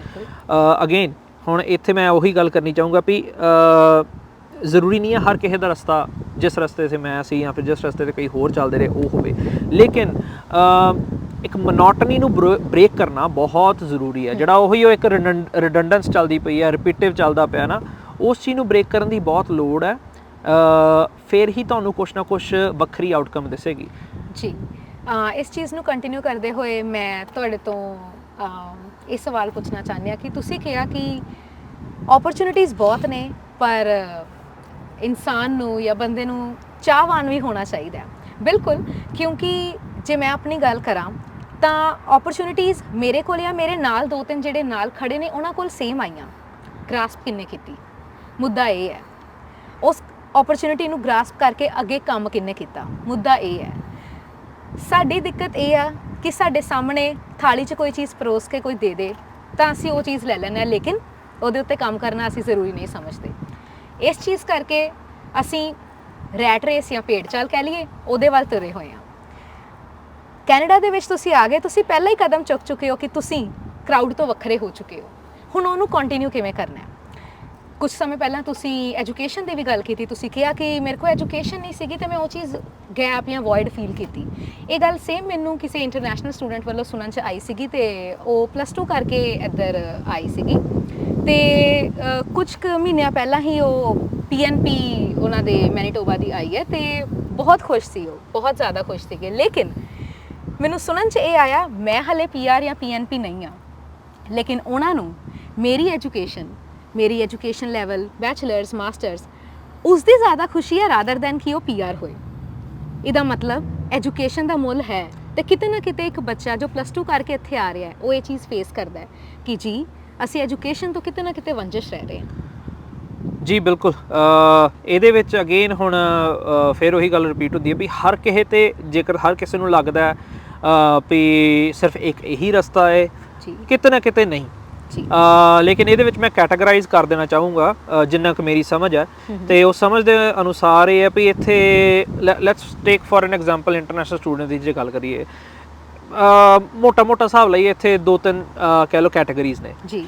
ਇੰਟਰਨੈਸ਼ਨਲ ਸਟੂਡੈਂਟਸ ਜਿਹੜੇ ਮਗਰੋਂ ਰੱਜਦੇ ਪੁੱਜਦੇ ਪਰਿਵਾਰਾਂ ਤੋਂ ਨੇ, ਠੀਕ ਹੈ ਨਾ। ਬਿਲਕੁਲ। ਰੱਜਦੇ ਪੁੱਜਦੇ ਪਰਿਵਾਰਾਂ ਦਾ ਮਤਲਬ ਵੀ ਜਾਂ ਤਾਂ ਤਗੜੇ ਜ਼ਿਮੀਂਦਾਰ ਨੇ, ਪੈਲੀਆਂ ਨੇ, ਜੀ ਜੀ ਜੀ, ਤੇ ਉਹਨਾਂ ਦਾ ਚੰਗਾ ਸਰਦਾ ਪੁੱਜਦਾ ਉੱਥੇ, ਠੀਕ ਹੈ ਜੀ। ਜਾਂ ਤਾਂ ਉਹ ਇੱਥੇ ਵੀ ਸਿਰਫ ਇੱਕ ਵੀ ਨਹੀਂ ਬਾਹਰ ਜਾਣਾ ਹੈ, ਠੀਕ ਹੈ ਨਾ ਜੀ, ਚਲੋ ਉਹ ਜਾਂ ਫਿਰ ਉਹ ਬਾਹਰ ਦਾ ਰਸਤਾ ਲੱਭਦੇ ਨੇ। ਫਿਰ ਰੱਜਦੇ ਪੁੱਜਦਿਆਂ 'ਚ ਉਹ ਵੀ ਆ ਜਾਂਦੇ ਨੇ ਜਿਨ੍ਹਾਂ ਦੇ ਮਾਤਾ ਪਿਤਾ ਜਾਂ ਦੋਨਾਂ 'ਚੋਂ ਕਿਸੇ ਇੱਕ ਦੀ ਸਰਕਾਰੀ ਮਹਿਕਮੇ ਦੇ ਵਿੱਚ ਉੱਚੇ ਅਹੁਦੇ ਉੱਤੇ ਨੌਕਰੀ ਹੈ, ਤੇ ਉੱਚੇ ਅਹੁਦੇ ਦੇ ਨੌਕਰੀਆਂ ਦਾ ਤੁਹਾਨੂੰ ਪਤਾ ਹੈ ਉੱਥੇ ਬਹੁਤ ਸੋਹਣੀ ਆਪਣਾ ਜ਼ਿੰਦਗੀ ਬਤੀਤ ਹੋ ਜਾਂਦੀ ਹੈ। ਬਿਲਕੁਲ ਬਿਲਕੁਲ। ਅਗੇਨ ਇਹ ਪਰਸਨ ਟੂ ਪਰਸਨ ਵੇਰੀ ਕਰਦਾ ਕੌਣ ਕਿੰਨਾ ਕੁ ਫੈਲਾ ਕੇ ਆਪਣਾ ਜਿਉਂਦਾ ਤੇ ਕਿੰਨਾ ਕੁ ਸੰਕੋਚ ਕਰਕੇ। ਬਿਲਕੁਲ। ਤੇ ਤੀਸਰਾ ਤੇ ਚੌਥੀ ਜਿਹੜੀ ਕੈਟਾਗਰੀ ਤੀਸਰੀ ਆ ਜਾਂਦੀ ਹੈ ਵੀ ਮੀਡੀਓਕਰ ਮਿਡਲ ਕਲਾਸ ਹੈ ਨਾ, ਵਰਕਿੰਗ ਕਲਾਸ ਫੈਮਲੀਜ਼ ਤੋਂ ਜਿਹੜੇ ਆਉਂਦੇ ਨੇ, ਜਿਹਨੂੰ ਕਿ ਮੈਂ ਬਿਲੋਂਗ ਕਰਦਾ, ਇੱਕ ਬਿਜ਼ਨਸਮੈਨ ਦਾ ਬੇਟਾ। ਤੇ ਉਹਦੇ ਵਿੱਚ ਹੁਣ ਅਗੇਨ ਸਮਾਲ ਬਿਜ਼ਨਸ ਦੇ ਉੱਥੇ ਕੀ ਹਾਲਾਤ ਨੇ, ਕਿਸੇ ਦਾ ਚੱਲਦਾ ਹੈ ਕਿਸੇ ਦਾ ਨਹੀਂ ਚੱਲਦਾ, ਜਿਵੇਂ ਵੀ ਹੈ, ਜਾਂ ਫਿਰ ਉਸ ਲੈਵਲ 'ਤੇ ਨਹੀਂ ਪਹੁੰਚਿਆ ਹੁੰਦਾ ਜਿਸ ਲੈਵਲ 'ਤੇ ਪਹੁੰਚਾਉਣ ਦੀ ਕੋਸ਼ਿਸ਼ ਕੀਤੀ ਗਈ ਹੁੰਦੀ ਹੈ। ਤੇ ਟਾਈਮ ਕੰਸਟ੍ਰੇਂਟ ਦੇ ਕਰਕੇ ਵੀ ਹੁਣ ਜੇ ਬੇਟਾ ਵੀ ਉਸੇ ਸਟਰਗਲ 'ਚ ਪੈ ਗਿਆ ਤਾਂ ਪਤਾ ਨਹੀਂ ਕਿੰਨਾ ਚਿਰ ਲੱਗੇਗਾ। ਉਸ ਚੀਜ਼ ਨੂੰ ਕਵਰ ਕਰਨ ਦੇ ਲਈ ਆਪਾਂ ਬਾਹਰ ਆਉਣ ਦਾ ਸਟੈਪ ਚੁੱਕਦੇ ਹਾਂ। ਸੋ ਤੀਸਰੀ ਕੈਟਾਗਰੀ ਇੱਕ ਉਹ ਆ ਜਾਂਦੀ। ਚੌਥੀ ਕੈਟਾਗਰੀ ਆ ਜਾਂਦੀ ਹੈ ਜਿਨ੍ਹਾਂ ਨੂੰ ਕਹਿ ਲਓ ਵੀ ਕੁਦਰਤੀ ਜਾਂ ਫਿਰ ਪਰਿਵਾਰ ਦੇ ਹਾਲਾਤ ਇਹੋ ਜਿਹੇ ਹੁੰਦੇ ਨੇ ਕਿ ਜਵਾਨ ਬੱਚੀਆਂ ਨੂੰ ਸਟੈਪ ਲੈਣਾ ਪੈਂਦਾ ਬਾਹਰ ਆਉਣ ਦਾ, ਆਪਣੇ ਪਰਿਵਾਰ ਦਾ ਸਾਥ ਬਣਨ ਦੇ ਲਈ। ਕਿਤੇ ਨਾ ਕਿਤੇ ਕਈ ਵਾਰ ਹੁੰਦਾ ਵੀ ਮਾਤਾ ਪਿਤਾ 'ਚ ਕੋਈ ਇੱਕ ਜੀ ਨਹੀਂ ਹੁੰਦਾ, ਜਾਂ ਫਿਰ ਘਰ ਦੇ ਹਾਲਾਤ ਐਸੇ ਨਹੀਂ ਹੁੰਦੇ, ਜਾਂ ਫਿਰ ਘਰ ਦੇ ਹਾਲਾਤ ਐਸੇ ਹੁੰਦੇ ਨੇ ਵੀ ਇੱਕ ਵਾਰ ਕੋਈ ਪੂੰਜੀ ਇਕੱਠੀ ਕਰਕੇ ਆਪਣੇ ਬੱਚੇ ਉੱਤੇ ਲਾਉਣੀ ਹੈ ਤੇ ਉਹ ਬੱਚਾ ਅੱਗੇ ਜਾ ਕੇ ਪਰਿਵਾਰ ਦੀ ਵਾਗਡੋਰ ਸਾਂਭੇਗਾ। ਉਹ ਇਹੋ ਜਿਹੇ ਵੀ ਬਹੁਤ ਕੇਸਿਸ ਇੱਥੇ ਆਉਂਦੇ ਨੇ। ਮੈਂ ਪਰਸਨਲੀ ਕਿੰਨਿਆਂ ਨੂੰ ਜਾਣਦਾ। ਹਰ ਇੱਕ ਕੈਟਾਗਰੀ ਦਾ ਰਸਤਾ ਵੱਖਰਾ ਹੈ, ਹਰ ਇੱਕ ਕੈਟਾਗਰੀ ਦਾ। ਲੇਕਿਨ ਅਗੇਨ ਉਹਨਾਂ 'ਚੋਂ ਹੁਣ ਉਹ ਇੱਕ ਕੈਟਾਗਰੀ ਸਿਰਫ ਲਾਸਟ ਵਾਲੀ ਕੈਟਾਗਰੀ ਹੈ ਜਿਹਨੂੰ ਆਪਾਂ ਕਹਿ ਲਾਂਗੇ ਵੀ ਉਹਨਾਂ ਦੇ ਕੋਲ ਆਪਸ਼ਨਸ ਘੱਟ ਹੁੰਦੇ ਨੇ। ਉਹਨਾਂ ਦਾ ਮੇਨ ਫੋਕਸ ਹੁੰਦਾ ਵੀ ਫਾਈਨੈਂਸ਼ੀਅਲੀ ਆਪਣੇ ਆਪ ਨੂੰ ਸਟਰੋਂਗ ਕਰਨਾ। ਸੋ ਜਿਸ ਰਾਹ ਵੱਲ ਜਾਣਾ ਚਾਹੁੰਦੇ ਨੇ ਉਹਨਾਂ ਨੂੰ ਕੁਦਰਤ ਆਪ ਲੈ ਕੇ ਜਾਂਦੀ ਹੈ, ਜਾਂ ਫਿਰ ਉਹਨਾਂ ਨੇ ਰਾਹ ਆਪਣਾ ਪਹਿਲਾਂ ਮਿੱਥ ਕੇ ਚੱਲੇ ਹੁੰਦੇ ਨੇ, ਉਸ ਰਾਹ ਤੋਂ ਨਹੀਂ ਭਟਕਦੇ। ਬਾਕੀ 3 ਕੈਟਾਗਰੀਜ਼ ਦੇ ਕੋਲ ਇੱਕ ਖੁੱਲ੍ਹੀ ਓਪਰਚੁਨਿਟੀ ਹੁੰਦੀ ਹੈ ਕਿ ਅਗਲੇ ਕੀ ਕਰ ਸਕਦੇ ਨੇ, ਕੀ ਕਰਨਾ ਚਾਹੁੰਦੇ ਨੇ। ਹੁਣ ਉਸ ਕੈਟਾਗਰੀ ਦਾ ਕਿਵੇਂ ਯੂਜ਼ ਕੀਤਾ ਜਾਂਦਾ, ਆਪਾਂ ਉਸ ਬਾਰੇ ਗੱਲ ਕਰ ਰਹੇ ਹਾਂ। ਤੇ ਉਸੇ ਬਾਰੇ ਮੈਂ ਗੱਲ ਕੀਤੀ ਹੈ ਵੀ education is the key. Education ਹੀ ਇੱਕ ਦਰਵਾਜ਼ਾ। ਐਂਡ ਇਹਨਾਂ ਮੁਲਕਾਂ 'ਚ ਐਜੂਕੇਸ਼ਨ ਦੇ ਇੰਨੇ ਅਦਾਰੇ ਨੇ। ਐਂਡ ਐਜੂਕੇਸ਼ਨ ਸਿਰਫ ਮੈਂ ਇਹ ਨਹੀਂ ਕਹਿੰਦਾ ਵੀ ਕਾਲਜ ਜਾ ਕੇ ਡਿਗਰੀ ਕਰਨੀ ਜਾਂ ਫਿਰ ਕਾਲਜ ਜਾ ਕੇ ਡਿਪਲੋਮੇ ਕਰਨੇ। ਐਜੂਕੇਸ਼ਨਲ ਟ੍ਰੇਨਿੰਗ ਕੋਰਸਿਸ ਵੀ ਹੁੰਦੇ ਨੇ, ਜਿਹੜੇ ਟ੍ਰੇਨਿੰਗ ਕੋਰਸਿਸ ਤੁਹਾਡਾ ਪੈਰ ਪਵਾ ਦਿੰਦੇ ਨੇ ਇੱਕ ਪਰਟੀਕੂਲਰ ਫੀਲਡ, ਇੱਕ ਪਰਟੀਕੂਲਰ ਇੰਡਸਟਰੀ ਦੇ ਵਿੱਚ ਪਵਾ ਦਿੰਦੇ ਨੇ। ਤੇ ਉਸ ਵਿੱਚ ਤੁਸੀਂ ਬਸ ਹਵਾ ਦੇ ਰੁੱਖ ਦੇ ਨਾਲ ਅੱਗੇ ਚੱਲਦੇ ਤਾਂ ਤੁਹਾਨੂੰ ਪਤਾ ਵੀ ਨਹੀਂ ਲੱਗਦਾ ਤੁਸੀਂ ਇੱਕ ਸੋਹਣੇ ਮੁਕਾਮ 'ਤੇ ਜਦੋਂ ਪਹੁੰਚ ਜਾਂਦੇ ਹੋ। ਪੁਆਇੰਟ ਉਹੀ ਹੈ ਵੀ ਉੱਥੇ ਪੈਰ ਧਰਨਾ। ਹੁਣ ਜੇ ਤਾਂ ਹੁਣ ਜਦੋਂ ਆਪਾਂ ਇੱਥੇ ਉਹੀ ਆ ਵੀ ਜਿਹੜੀਆਂ ਗੱਲਾਂ ਸਾਨੂੰ ਝੂਰ ਨਹੀਂ ਪਾਉਂਦੀਆਂ ਨੇ, ਸਾਡੇ ਮੱਥੇ 'ਤੇ ਵੱਟ ਪੈਂਦੇ ਨੇ ਜਿਹੜੀਆਂ ਚੀਜ਼ਾਂ ਵੇਖ ਕੇ, ਜਦੋਂ ਅਸੀਂ ਉਹ ਰੱਜਦੇ ਪੁੱਜਦੇ ਪਰਿਵਾਰਾਂ ਦੇ ਬੱਚਿਆਂ ਨੂੰ ਦੇਖਦੇ ਹਾਂ ਇੱਥੇ ਆਣ ਕੇ ਜਿਹੜੀ ਅਥਾਹ ਖੁੱਲ੍ਹ ਹੈ, ਉਸ ਖੁੱਲ੍ਹ ਦਾ ਉਹ ਆਪਣੇ ਵੱਲੋਂ ਤੇ ਉਸ ਖੁੱਲ੍ਹ ਦਾ ਨਜ਼ਾਰਾ ਲੁੱਟ ਰਹੇ ਨੇ, ਉਸ ਆਪਣੇ ਵੱਲੋਂ ਉਸ ਖੁੱਲ੍ਹ ਦਾ ਪੂਰਾ ਵਾਹ ਲੈ ਰਹੇ ਨੇ, ਹੈ ਨਾ। ਲੇਕਿਨ ਉਹ ਕਿਤੇ ਨਾ ਕਿਤੇ ਉਹੀ ਗੱਲ ਆ ਜਾਂਦੀ ਵੀ ਹੋਛੇ ਜੱਟ ਕਟੋਰਾ ਲੱਭਾ ਪਾਣੀ ਪੀ ਆਫਰਿਆ। ਪੰਜਾਬੀ ਦਾ ਖਾਣ ਹੈ, ਬੜਾ ਫੇਮਸ ਖਾਣਾ ਹੈ, ਐਂਡ ਉਹ ਅਸੀਂ ਨਿੱਤ ਵੇਖਦੇ ਹਾਂ। ਹੁਣ ਉਹ ਹੋਛੇ ਜੱਟ ਕਟੋਰੇ ਵਾਲੀ ਕੀ ਹਾਲ ਹੈ ਵੀ ਆਪਣੀ ਕੰਡੀਸ਼ਨ ਦਾ ਪਤਾ ਹੁੰਦਾ ਹੈ, ਆਪਣਾ ਇਹ ਵੀ ਪਤਾ ਵੀ ਸਾਡੀ ਹਜੇ ਮਿਨੀਮਮ ਵੇਜਸ ਤੇ ਜੌਬ ਹੈ, ਉਹ ਵੀ ਕੋਈ ਗਰੰਟਡ ਜੌਬ ਨਹੀਂ ਹੈ, ਕੁਛ ਨਹੀਂ ਹੈ। ਲੇਕਿਨ ਅੱਡੀਆਂ ਚੁੱਕ ਕੇ ਫਾਹੇ ਲੈਣ ਵਾਲੀ ਗੱਲ, ਮਹਿੰਗੀਆਂ ਗੱਡੀਆਂ ਨੂੰ ਹੱਥ ਪਾ ਲੈਣਾ, ਫਿਰ ਆਪਣਾ ਕੀ ਕਹੀਦਾ ਮਹਿੰਗੇ ਸ਼ੌਂਕ ਪਾਲ ਲੈਣੇ। ਐਂਡ ਉਹਨਾਂ ਨੂੰ ਇਹ ਦਿਸ ਰਿਹਾ ਹੁੰਦਾ ਵੀ ਯਾਰ ਮੰਡੇ ਟੂ ਫਰਾਈਡੇ ਕੰਮ ਕਰਕੇ ਆਪਣੇ 4 ਪੈਸੇ ਬਣਾ ਰਹੇ ਨੇ, ਇਹ ਸਭ ਚੀਜ਼ਾਂ ਪੁਗਾਈਆਂ ਜਾ ਰਹੀਆਂ ਨੇ। ਲੇਕਿਨ ਐਂਡ ਉਹਦਾ ਇੱਕ ਇਹ ਵੀ ਉਹ ਅਕਸਰ ਸਾਨੂੰ ਸੁਣਨ ਨੂੰ ਆਉਂਦਾ ਕਿ ਇਹੀ ਉਮਰ ਹੈ ਸ਼ੌਂਕ ਪੁਗਾਉਣ ਦੀ, ਬਾਅਦ ਚ ਤਾਂ ਜ਼ਿੰਮੇਵਾਰੀਆਂ ਹੀ ਨੇ। ਬਿਲਕੁਲ ਇਹ ਦੇਖੋ ਜੀ, ਇੱਕ ਬੜਾ ਹੀ ਵੇਗ ਟਰਮ ਹੈ।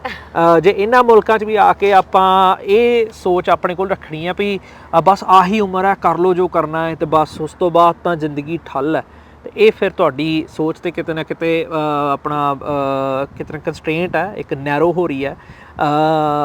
ਬਲਕਿ ਜੇਕਰ ਆਪਾਂ ਵੱਡੀ ਸੋਚ ਸਾਨੂੰ ਡਿਪਰੈਸ਼ਨ, ਬਿਲਕੁਲ ਐਂਗਜ਼ਾਇਟੀ ਤੇ ਉਹਨਾਂ ਮੁੱਦਿਆਂ ਵੱਲ ਲੈ ਜਾਂਦੀ ਹੈ, ਉਸ ਕਾਲੇ ਸੱਚ ਵੱਲ ਲੈ ਜਾਂਦੀ ਹੈ ਜੋ ਅੱਜ ਹਰ ਇੰਟਰਨੈਸ਼ਨਲ ਸਟੂਡੈਂਟ ਜਾਂ ਕੋਈ ਵੀ ਇਮੀਗ੍ਰੈਂਟ ਫੇਸ ਕਰ ਰਿਹਾ ਹੈ। ਜੀ ਬਿਲਕੁਲ।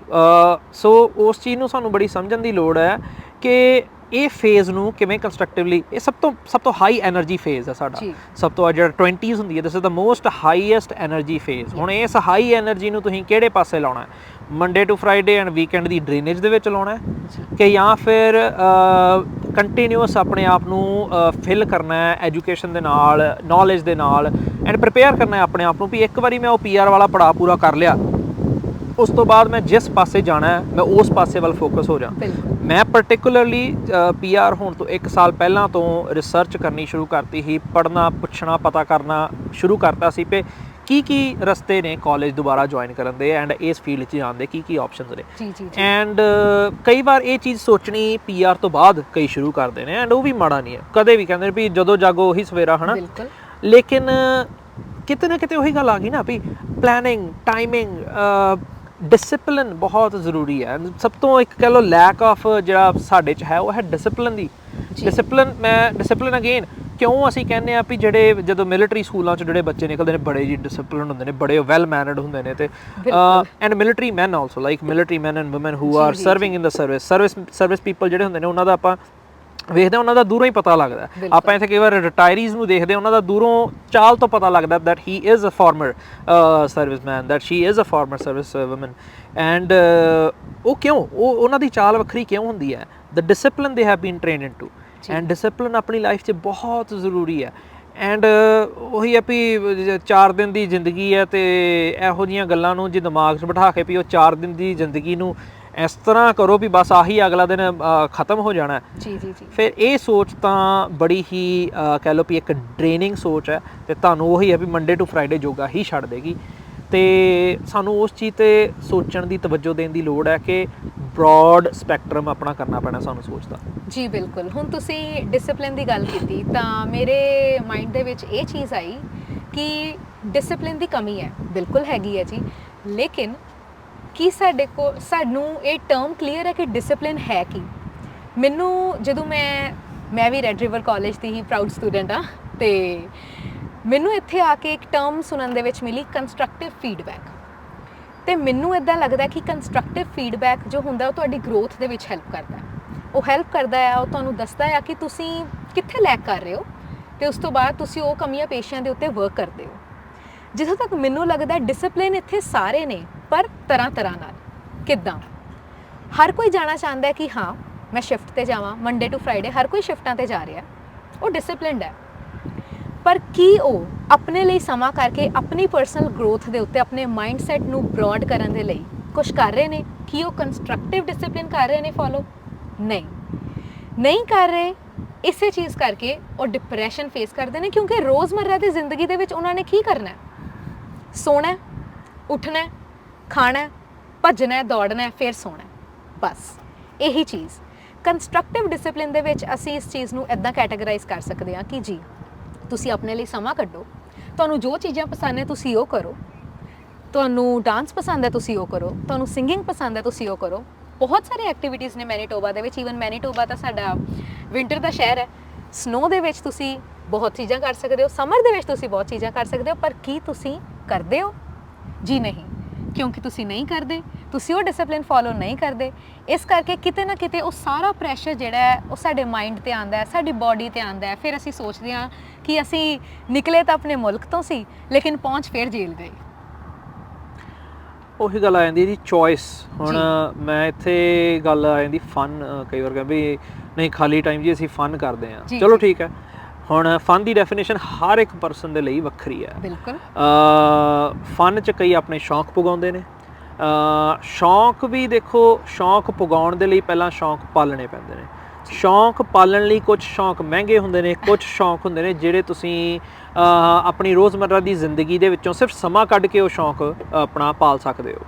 ਜਦੋਂ ਸ਼ੌਂਕ ਪਾਲੀਦੇ ਨੇ ਫਿਰ ਸ਼ੌਂਕ ਪੁਗਾਏ ਜਾਂਦੇ ਨੇ। ਤੇ ਹੁਣ ਮੈਨੂੰ ਫੋਟੋਗ੍ਰਾਫੀ ਦਾ ਸ਼ੌਂਕ ਹੈ, ਮੈਂ ਫੋਟੋਗ੍ਰਾਫੀ ਲਈ ਕਦੇ ਨਿਕਲ ਜਾਂਦਾ। ਉਹਦੇ ਵਿੱਚ ਕੀ ਹੈ ਵੀ ਥੋੜ੍ਹੀ ਜਿਹੀ ਇਨਵੈਸਟਮੈਂਟ ਮੇਰੀ ਲੱਗੀ ਸੀ ਬਹੁਤ ਟਾਈਮ ਪਹਿਲਾਂ।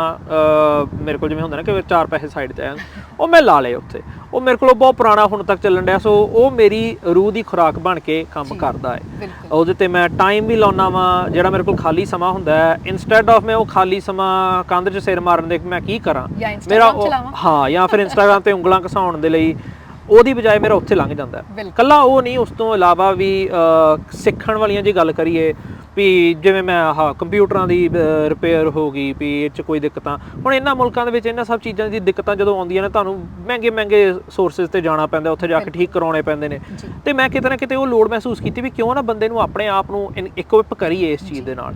ਐਂਡ ਮੈਂ ਦੱਸ ਦੇਣਾ ਚਾਹੁੰਦਾ ਵਾਂ ਵੀ ਇਹ ਸਭ ਚੀਜ਼ਾਂ ਸਿੱਖਣ ਦੇ ਲਈ ਜ਼ਰੂਰੀ ਨਹੀਂ ਹੈ ਕਿ ਤੁਸੀਂ ਪਹਿਲਾਂ ਤੋਂ ਜਾਣੂ ਹੋਵੋ ਇਹਨਾਂ ਚੀਜ਼ਾਂ ਦੇ। YouTube ਨਾਮ ਦੀ ਚੀਜ਼ ਹੈ ਨਾ, ਇੰਨੀ ਕੁ ਕਹਿ ਲਓ ਵੀ ਤਾਕਤਵਰ ਚੀਜ਼ ਹੈ। ਮੈਂ ਕੱਲ੍ਹ ਪਰਸੋਂ ਹੀ ਦੇਖ ਰਿਹਾ ਸੀ, ਇੱਕ ਬਾਪ ਹੈ 2 ਬੱਚਿਆਂ ਦਾ ਅਮਰੀਕਾ ਦੇ ਵਿੱਚ। ਉਹਨੇ 3D ਪ੍ਰਿੰਟਿੰਗ YouTube ਤੋਂ ਸਿੱਖੀ। 3D ਪ੍ਰਿੰਟਿੰਗ YouTube ਤੋਂ ਸਿੱਖੀ। 3D ਪ੍ਰਿੰਟਰ ਲਿਆ ਉਹਨੇ, ਇੱਕ ਖਰੀਦਿਆ, ਉਹਦੇ ਉੱਤੇ ਕੰਮ ਕਰਨਾ ਸ਼ੁਰੂ ਕੀਤਾ। ਐਂਡ ਪਤਾ ਨਹੀਂ ਕਿੰਨੇ ਮਹੀਨਿਆਂ ਦੇ ਵਿੱਚ ਉਹਨੇ ਇੱਕ ਪੂਰੀ ਲੈਂਬੋਰਗਿਨੀ ਕਾਰ ਦਾ ਰੈਪਲੀਕਾ ਖੜਾ ਕਰਤਾ। ਐਂਡ ਮਕੈਨੀਕਲੀ ਸਾਊਂਡ ਸੀ, ਅਤੇ ਉਹਨੇ ਉਹ ਰੈਪਲੀਕਾ ਖੜਾ ਕਰਕੇ ਅਤੇ ਆਪਣੇ ਦੋਸਤਾਂ ਦੀ ਹੈਲਪ ਲੈ ਕੇ ਉਸ 'ਚ ਇੰਜਨ ਵੀ ਫਿੱਟ ਕਰਤਾ। ਗੱਡੀ ਚੱਲਦੀ ਲੈਂਬੋਰਗਿਨੀ ਬਣਾਤੀ। ਇੰਨੀ ਫਾਈਨ ਲੈਂਬੋਰਗਿਨੀ ਉਹਨੇ ਬਣਾਈ ਕਿ ਲੈਂਬੋਰਗਿਨੀ ਇਟਸੈਲਫ ਨੇ ਉਹਨੂੰ ਐਪਰੀਸ਼ੀਏਟ ਕੀਤਾ। ਉਹਨੂੰ ਸੱਦਿਆ ਇਟਲੀ ਸੱਦ ਕੇ ਉਹਨੂੰ 2 ਹਫ਼ਤਿਆਂ ਦੇ ਲਈ ਇੱਕ ਓਰੀਜਨਲ ਲੈਂਬੋਰਗਿਨੀ ਗਿਫਟ ਕੀਤੀ, ਉਹਨੂੰ ਅਤੇ ਉਹਦੇ ਪਰਿਵਾਰ ਨੂੰ, ਕਿ ਜਾ ਤੂੰ ਬੁੱਲੇ ਲੁੱਟ। ਸੋ ਐਂਡ ਇਹ ਸਾਰਾ ਕੁਛ ਉਹਨੇ ਸਕਰੈਚ ਤੋਂ ਕੀਤਾ, ਕੋਈ ਉਹਨੇ ਫਾਰਮਲ ਐਜੂਕੇਸ਼ਨ ਨਹੀਂ ਗੇਨ ਕੀਤੀ। ਸੋ ਅਗੇਨ ਮੈਂ ਉਹੀ ਗੱਲ ਦੁਬਾਰਾ ਕਹੂੰਗਾ, ਐਜੂਕੇਸ਼ਨ ਸਿਰਫ ਸਕੂਲਾਂ ਦੇ 4 ਦੀਵਾਰੀਆਂ ਜਾਂ ਕਾਲਜਾਂ ਦੀ 4 ਦੀਵਾਰੀਆਂ ਦੇ ਵਿੱਚ ਸੀਮਤ ਨਹੀਂ ਰਹਿ ਚੁੱਕੀ। ਜੇ ਤੁਸੀਂ ਸਿੱਖਣ ਦੇ ਚਾਹਵਾਨ ਹੋ, ਜੇ ਤੁਸੀਂ ਕੁਛ ਵੱਖਰਾ ਕਰਨ ਦੇ ਚਾਹਵਾਨ ਹੋ, ਤੇ ਫਿਰ ਤੁਸੀਂ ਸਿਰਫ ਤੁਹਾਡੇ ਅੰਦਰ ਚਾਹ ਹੋਣੀ ਚਾਹੀਦੀ ਹੈ, ਇੱਕ ਕੀੜਾ ਹੋਣਾ ਚਾਹੀਦਾ ਹੈ। ਕਰਨ ਲਈ ਤੁਹਾਡੇ ਕੋਲ ਪਲੇਟਫਾਰਮ ਬਹੁਤ ਪਏ ਨੇ। ਬਿਲਕੁਲ। ਹੁਣ ਇਸ ਚੀਜ਼ ਦੀ ਐਗਜ਼ਾਮਪਲ ਤਾਂ ਮੈਂ ਆਪਣੀ ਕਲਾਸ ਦੇ ਵਿੱਚ ਹੀ ਦੇਖਦੀ ਹਾਂ। ਮੇਰੇ ਕੋਰਸ ਦੇ ਵਿੱਚ ਮੇਰੇ ਨਾਲ 2-3 ਜਣੇ ਤੋਂ ਇਲਾਵਾ ਸਾਰੇ married, mother, father, working, and even there is 1 grandmother as well.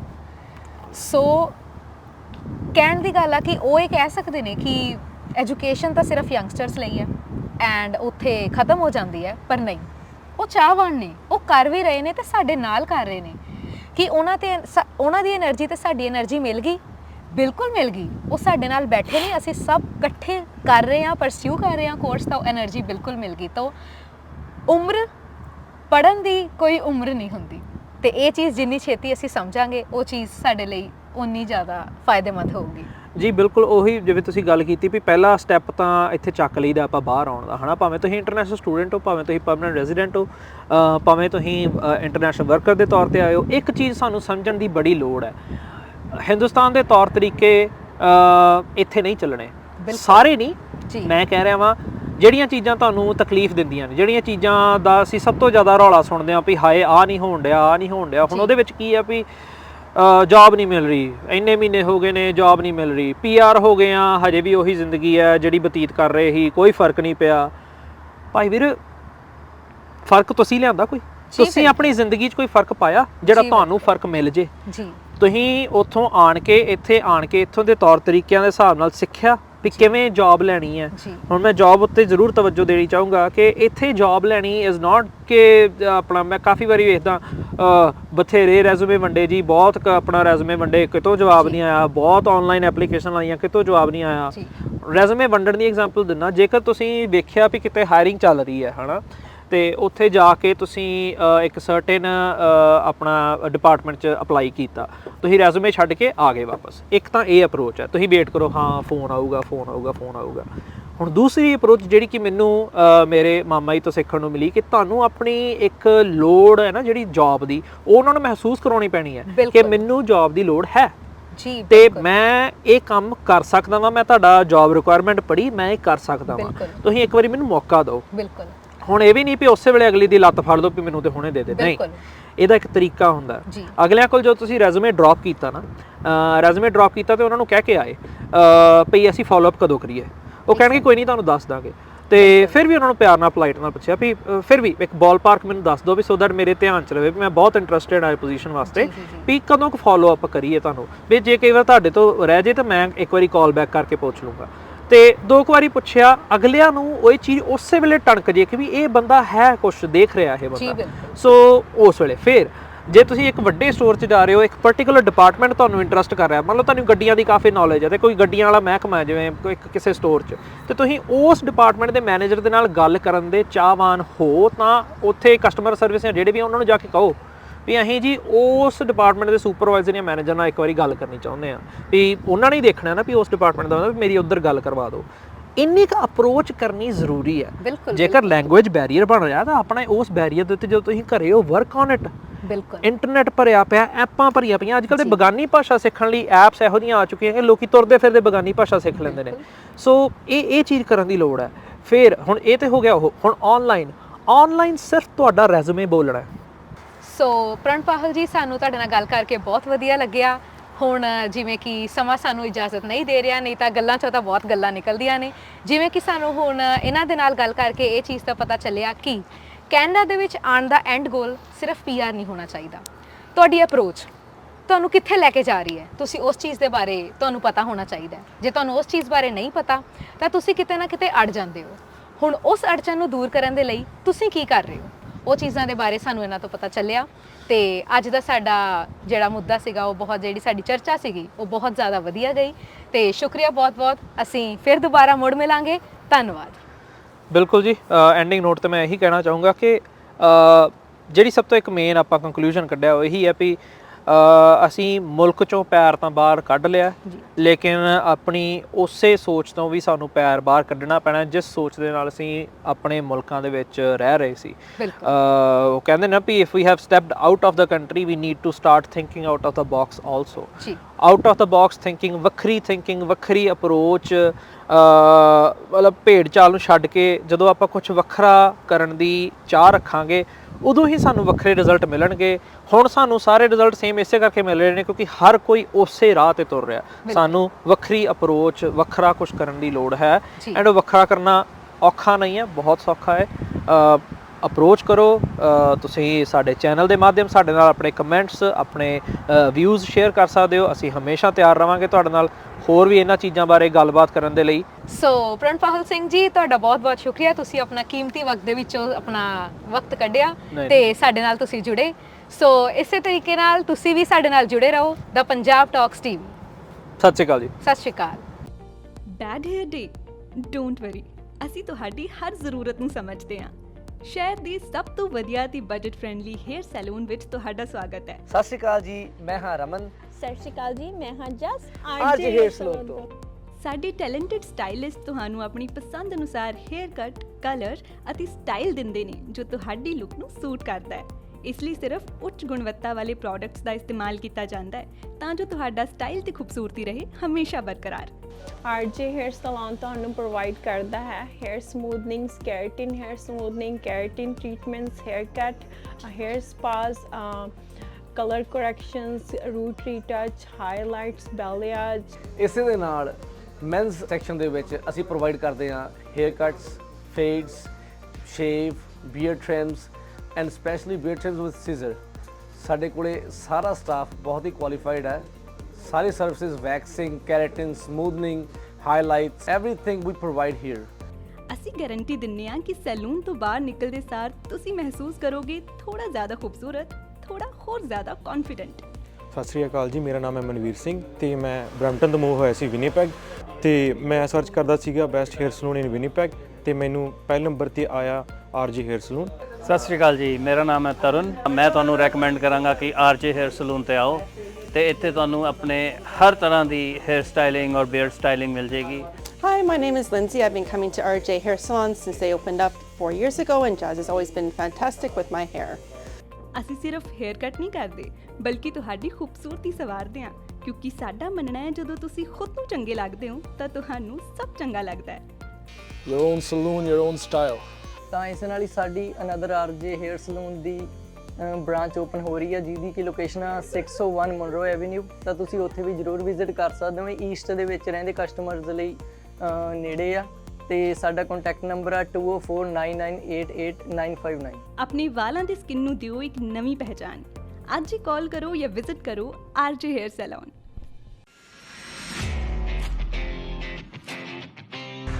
ਹੋ ਕਿੱਦਾਂ ਓਏ ਆਪਣੀ ਅਲਾਈਨਮੈਂਟ ਚੈੱਕ ਕਰਾ, ਮੈਂ ਤੇ ਸਿੱਧਾ। ਉਹ ਯਾਰ ਆਪਣੀ ਤੇ ਨਹੀਂ, ਪਰ ਆਪਣੇ ਟਰੱਕ ਦੀ ਅਲਾਈਨਮੈਂਟ ਕਰਾਣੀ ਹੈ ਤੇ ਆਪਣੇ ਦੂਜੇ ਟਰੱਕ ਦੇ ਨਵੇਂ ਟਾਇਰ ਵੀ ਪਵਾਉਣੇ ਨੇ। ਫੇਰ ਤੇ ਤੂੰ ਬਸ ਇੱਕੋ ਜਗ੍ਹਾ ਜਾ, boost Truck and trailer repair limited. ਪਿਛਲੇ 1 ਸਾਲ ਤੋਂ ਇਹ ਆਪਣੀ ਸ਼ਾਪ ਚਲਾ ਰਹੇ ਨੇ। ਇਹਨਾਂ ਕੋਲ ਹਰ ਤਰ੍ਹਾਂ ਦੇ ਬ੍ਰਾਂਡ ਦੇ ਟਾਇਰਸ ਅਵੇਲੇਬਲ ਨੇ ਤੇ ਇਹ ਬੈਸਟ ਸਰਵਿਸ ਪ੍ਰੋਵਾਈਡ ਕਰਦੇ ਨੇ। ਡਿਲੀਵਰੀ ਵੀ ਟਾਈਮ ਸਿਰ ਕਰ ਦਿੰਦੇ ਨੇ। ਤੇ ਅਲਾਈਨਮੈਂਟ ਓਏ ਇਹਨਾਂ ਕੋਲ ਹਾਈ ਟੈਕਨੋਲੋਜੀ ਨਾਲ ਲੈਸ ਅਲਾਈਨਮੈਂਟ ਮਸ਼ੀਨ ਹੈ ਜੋ ਕਿ ਮੈਨੀਟੋਬਾ ਦੀ ਫਰਸਟ ਅਲਾਈਨਮੈਂਟ ਮਸ਼ੀਨ ਹੈ। ਇਹਨਾਂ ਦਾ ਤੇ ਸਗੋਂ ਸਲੋਗਨ ਵੀ ਇਹ ਹੈ, safe tyre safe money. Time ਤਾਂ ਨਹੀਂ ਜ਼ਿਆਦਾ ਲਾਉਂਦੇ? ਓ ਭਾਈ 24 ਘੰਟੇ 7 ਦਿਨ ਡਰਾਈਵ ਥਰੂ ਸਰਵਿਸ ਅਵੇਲੇਬਲ ਹੈ। ਬਸ 45 ਮਿੰਟ 'ਚ ਤੁਹਾਡਾ ਕੰਮ ਡਨ। ਐਂਡ ਸਭ ਤੋਂ ਖਾਸ ਗੱਲ, ਨੈਸ਼ਨਲ ਅਕਾਊਂਟ ਹੋਲਡਰਸ ਵੀ ਪ੍ਰੋਵਾਈਡ ਕਰਦੇ ਨੇ। ਇਹ ਐਨੂਅਲ ਸੇਫਟੀ ਕਰਕੇ ਦਿੰਦੇ ਨੇ, ਯਾਨੀ ਕਿ ਟਰੱਕ ਨਾਲ ਰਿਲੇਟ ਹਰ ਨਿੱਕਾ ਵੱਡਾ ਕੰਮ ਓਕੇ ਰਿਪੋਰਟ ਕਰਕੇ ਦਿੰਦੇ ਨੇ। ਸਤਿ ਸ਼੍ਰੀ ਅਕਾਲ ਜੀ, ਮੈਂ Balkaran Singh, boost Truck and trailer repair shop Winnipeg ਤੋਂ। ਅਸੀਂ ਤੁਹਾਡੇ ਲਈ ਲੈ ਕੇ ਆਏ ਹਾਂ ਜੀ ਵਨ ਰੂਫ ਦੇ ਥੱਲੇ ਹੀ multiple service like mechanical work, alignment, wheel balance, tyre service. ਤਾਂ ਅਸੀਂ ਹੁਣ ਤੁਹਾਡੇ ਲਈ ਇੱਕ ਛੱਤ ਦੇ ਥੱਲੇ ਹੀ ਇਹ ਸਾਰੀਆਂ ਸਰਵਿਸ ਪ੍ਰੋਵਾਈਡ ਕਰਵਾਵਾਂਗੇ। ਤੁਹਾਡਾ ਵਿਸ਼ਵਾਸ ਸਾਡੀ ਤਾਕਤ।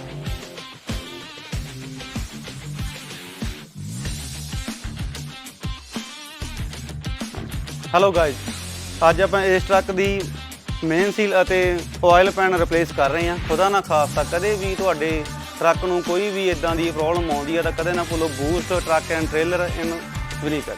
ਉਹ ਐਡਰੈਸ ਵੀ ਦੱਸ ਦੇ ਹੁਣ। ਯੂਨਿਟ 611 ਫਰਵੇਨ drive, Rosser, Manitoba, ROH 1E0। ਜਾਂ ਤੂੰ repair@boosttrucktrailer.com ਤੇ ਲੌਗਇਨ ਵੀ ਕਰ ਸਕਦਾ ਹੈ। ਉਹ ਚੰਗਾ, ਮੈਂ ਚੱਲਦਾ ਉੱਥੇ। ਸੁਣ ਵੀ ਪੰਜਾਬ ਟਾਕਸ ਦਾ ਰੈਫਰੈਂਸ ਦੇ ਦੀ, $25 ਦਾ ਗਿਫਟ ਕਾਰਡ ਵੀ ਮਿਲੇਗਾ। ਚੰਗਾ। ਤੁਹਾਡੀਆਂ ਗੱਡੀਆਂ ਲਈ ਕਿਸੇ ਵੀ ਤਰ੍ਹਾਂ ਦੀ ਮੁਰੰਮਤ ਜਾਂ 4 ਵੀਲਰ ਹੈਲਪਲਾਈਨ ਜੇਕਰ ਤੁਸੀਂ ਭਾਲ ਰਹੇ ਹੋ ਤਾਂ ਸੰਪਰਕ ਕਰੋ ਤੁਹਾਡੇ ਆਪਣੇ ਸ਼ਹਿਰ ਵਿਨੀਪੈਗ 'ਚ ਟਾਊਨ ਆਟੋ ਬਾਡੀ ਵਿਖੇ। ਸਤਿ ਸ੍ਰੀ ਅਕਾਲ ਜੀ, ਮੇਰਾ ਨਾਮ ਹੈਗਾ Shamsher Singh, town Auto body ਤੋਂ। ਰੱਬ ਨਾ ਕਰੇ ਤੁਹਾਡੀ ਗੱਡੀ ਨੂੰ ਕੁਝ ਹੋ ਜਾਂਦਾ ਵਾ ਤੇ ਤੁਸੀਂ ਸਿੱਧਾ ਟਾਊਨ ਆਟੋ ਬਾਡੀ ਤੇ ਆਓ। ਅਸੀਂ ਇੱਥੇ ਇਹ ਸਾਡੀ ਜਿਹੜੀ ਸ਼ਾਪ ਹੈਗੀ ਡਾਇਰੈਕਟ ਰਿਪੇਅਰ ਸ਼ਾਪ ਹੈਗੀ ਆ। ਅਸੀਂ ਆਪਣੇ ਆਪ ਹੀ ਐਮਪੀਏ ਨੂੰ ਕਾਲ ਕਰਕੇ ਤੁਹਾਡੀ ਗੱਡੀ ਦਾ ਕਲੇਮ ਖੋਲ੍ਹ ਦਿੰਦੇ ਹਾਂ ਤੇ ਤੁਹਾਡੀ ਗੱਡੀ ਦਾ ਐਸਟੀਮੇਟ ਬਣਾ ਕੇ ਐਮਪੀਏ ਨੂੰ ਭੇਜ ਦਿੰਦੇ ਹਾਂ।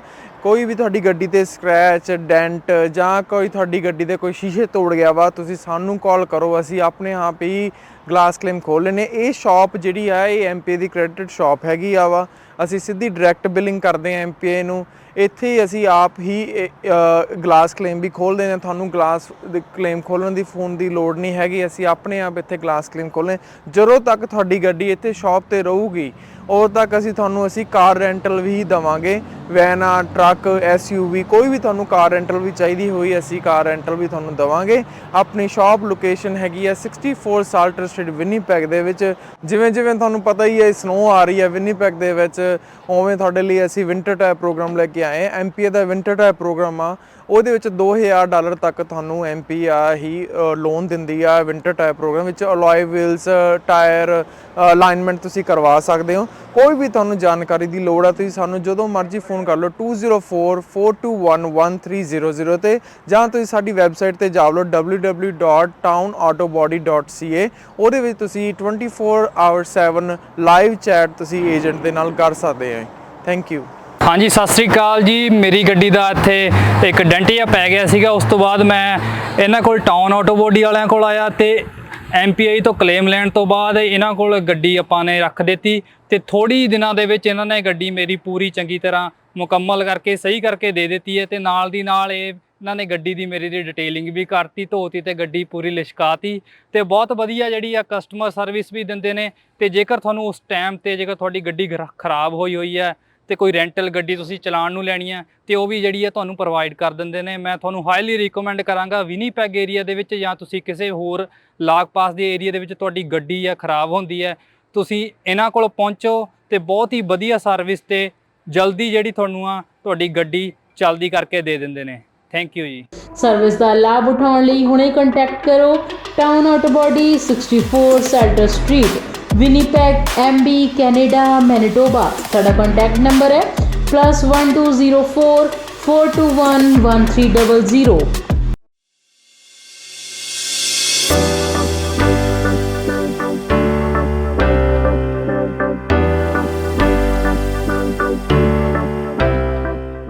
ਕੀ ਤੁਸੀਂ ਆਪਣੇ ਕਾਰੋਬਾਰ ਵਿੱਚ ਟਰਾਂਸਪੋਰਟੇਸ਼ਨ ਲਈ ਇੱਕ ਭਰੋਸੇਯੋਗ ਸਾਥੀ ਦੀ ਭਾਲ ਕਰ ਰਹੇ ਹੋ ਤਾਂ ਤੁਹਾਨੂੰ ਲੋੜ ਹੈ ਮਹਿਤੋਜ ਗਰੁੱਪ ਲਿਮਟਿਡ ਦੀ, ਜੋ ਕਿ ਹਨ ਭਰੋਸੇਮੰਦ, ਕੁਸ਼ਲ ਤੇ ਕਿਫਾਇਤੀ। ਸਾਡੇ ਮਾਹਿਰਾਂ ਦੀ ਟੀਮ ਯਕੀਨੀ ਬਣਾਉਂਦੀ ਹੈ ਕਿ ਤੁਹਾਡੇ ਸਾਮਾਨ ਨੂੰ ਸਮੇਂ ਸਿਰ ਆਪਣੀ ਮੰਜ਼ਿਲ ਤੇ ਪਹੁੰਚਾਇਆ ਜਾ ਸਕੇ। ਸਾਡੇ ਉન્નਤ ਟਰੈਕਿੰਗ ਸਿਸਟਮ ਨਾਲ ਤੁਸੀਂ ਆਪਣੀਆਂ ਕੀਮਤੀ ਚੀਜ਼ਾਂ ਨੂੰ ਟਰੈਕ ਵੀ ਕਰ ਸਕਦੇ ਹੋ। We are a safety-first company with a strong commitment to drivers' well-being.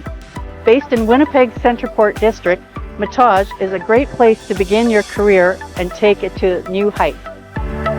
So my name's Rick. I've been working here for several years now.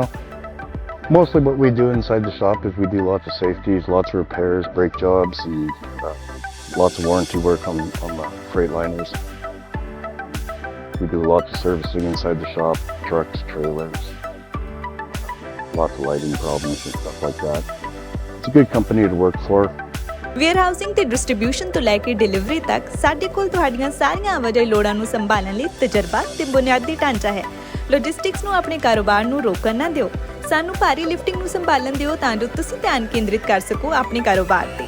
ਮਹਿਤੋਜ group limited ਨੂੰ ਬਣਾਓ ਆਪਣਾ ਮਦਦਗਾਰ ਤਾਂ ਜੋ ਤੁਸੀਂ ਨਿਸ਼ਚਿਤ ਹੋ ਕੇ ਸੰਭਾਲ ਸਕੋ ਆਪਣਾ ਕਾਰੋਬਾਰ। ਸਕਰੀਨ ਤੇ ਦਿੱਤੇ ਨੰਬਰਾਂ ਉੱਤੇ ਅੱਜ ਹੀ ਸੰਪਰਕ ਕਰੋ।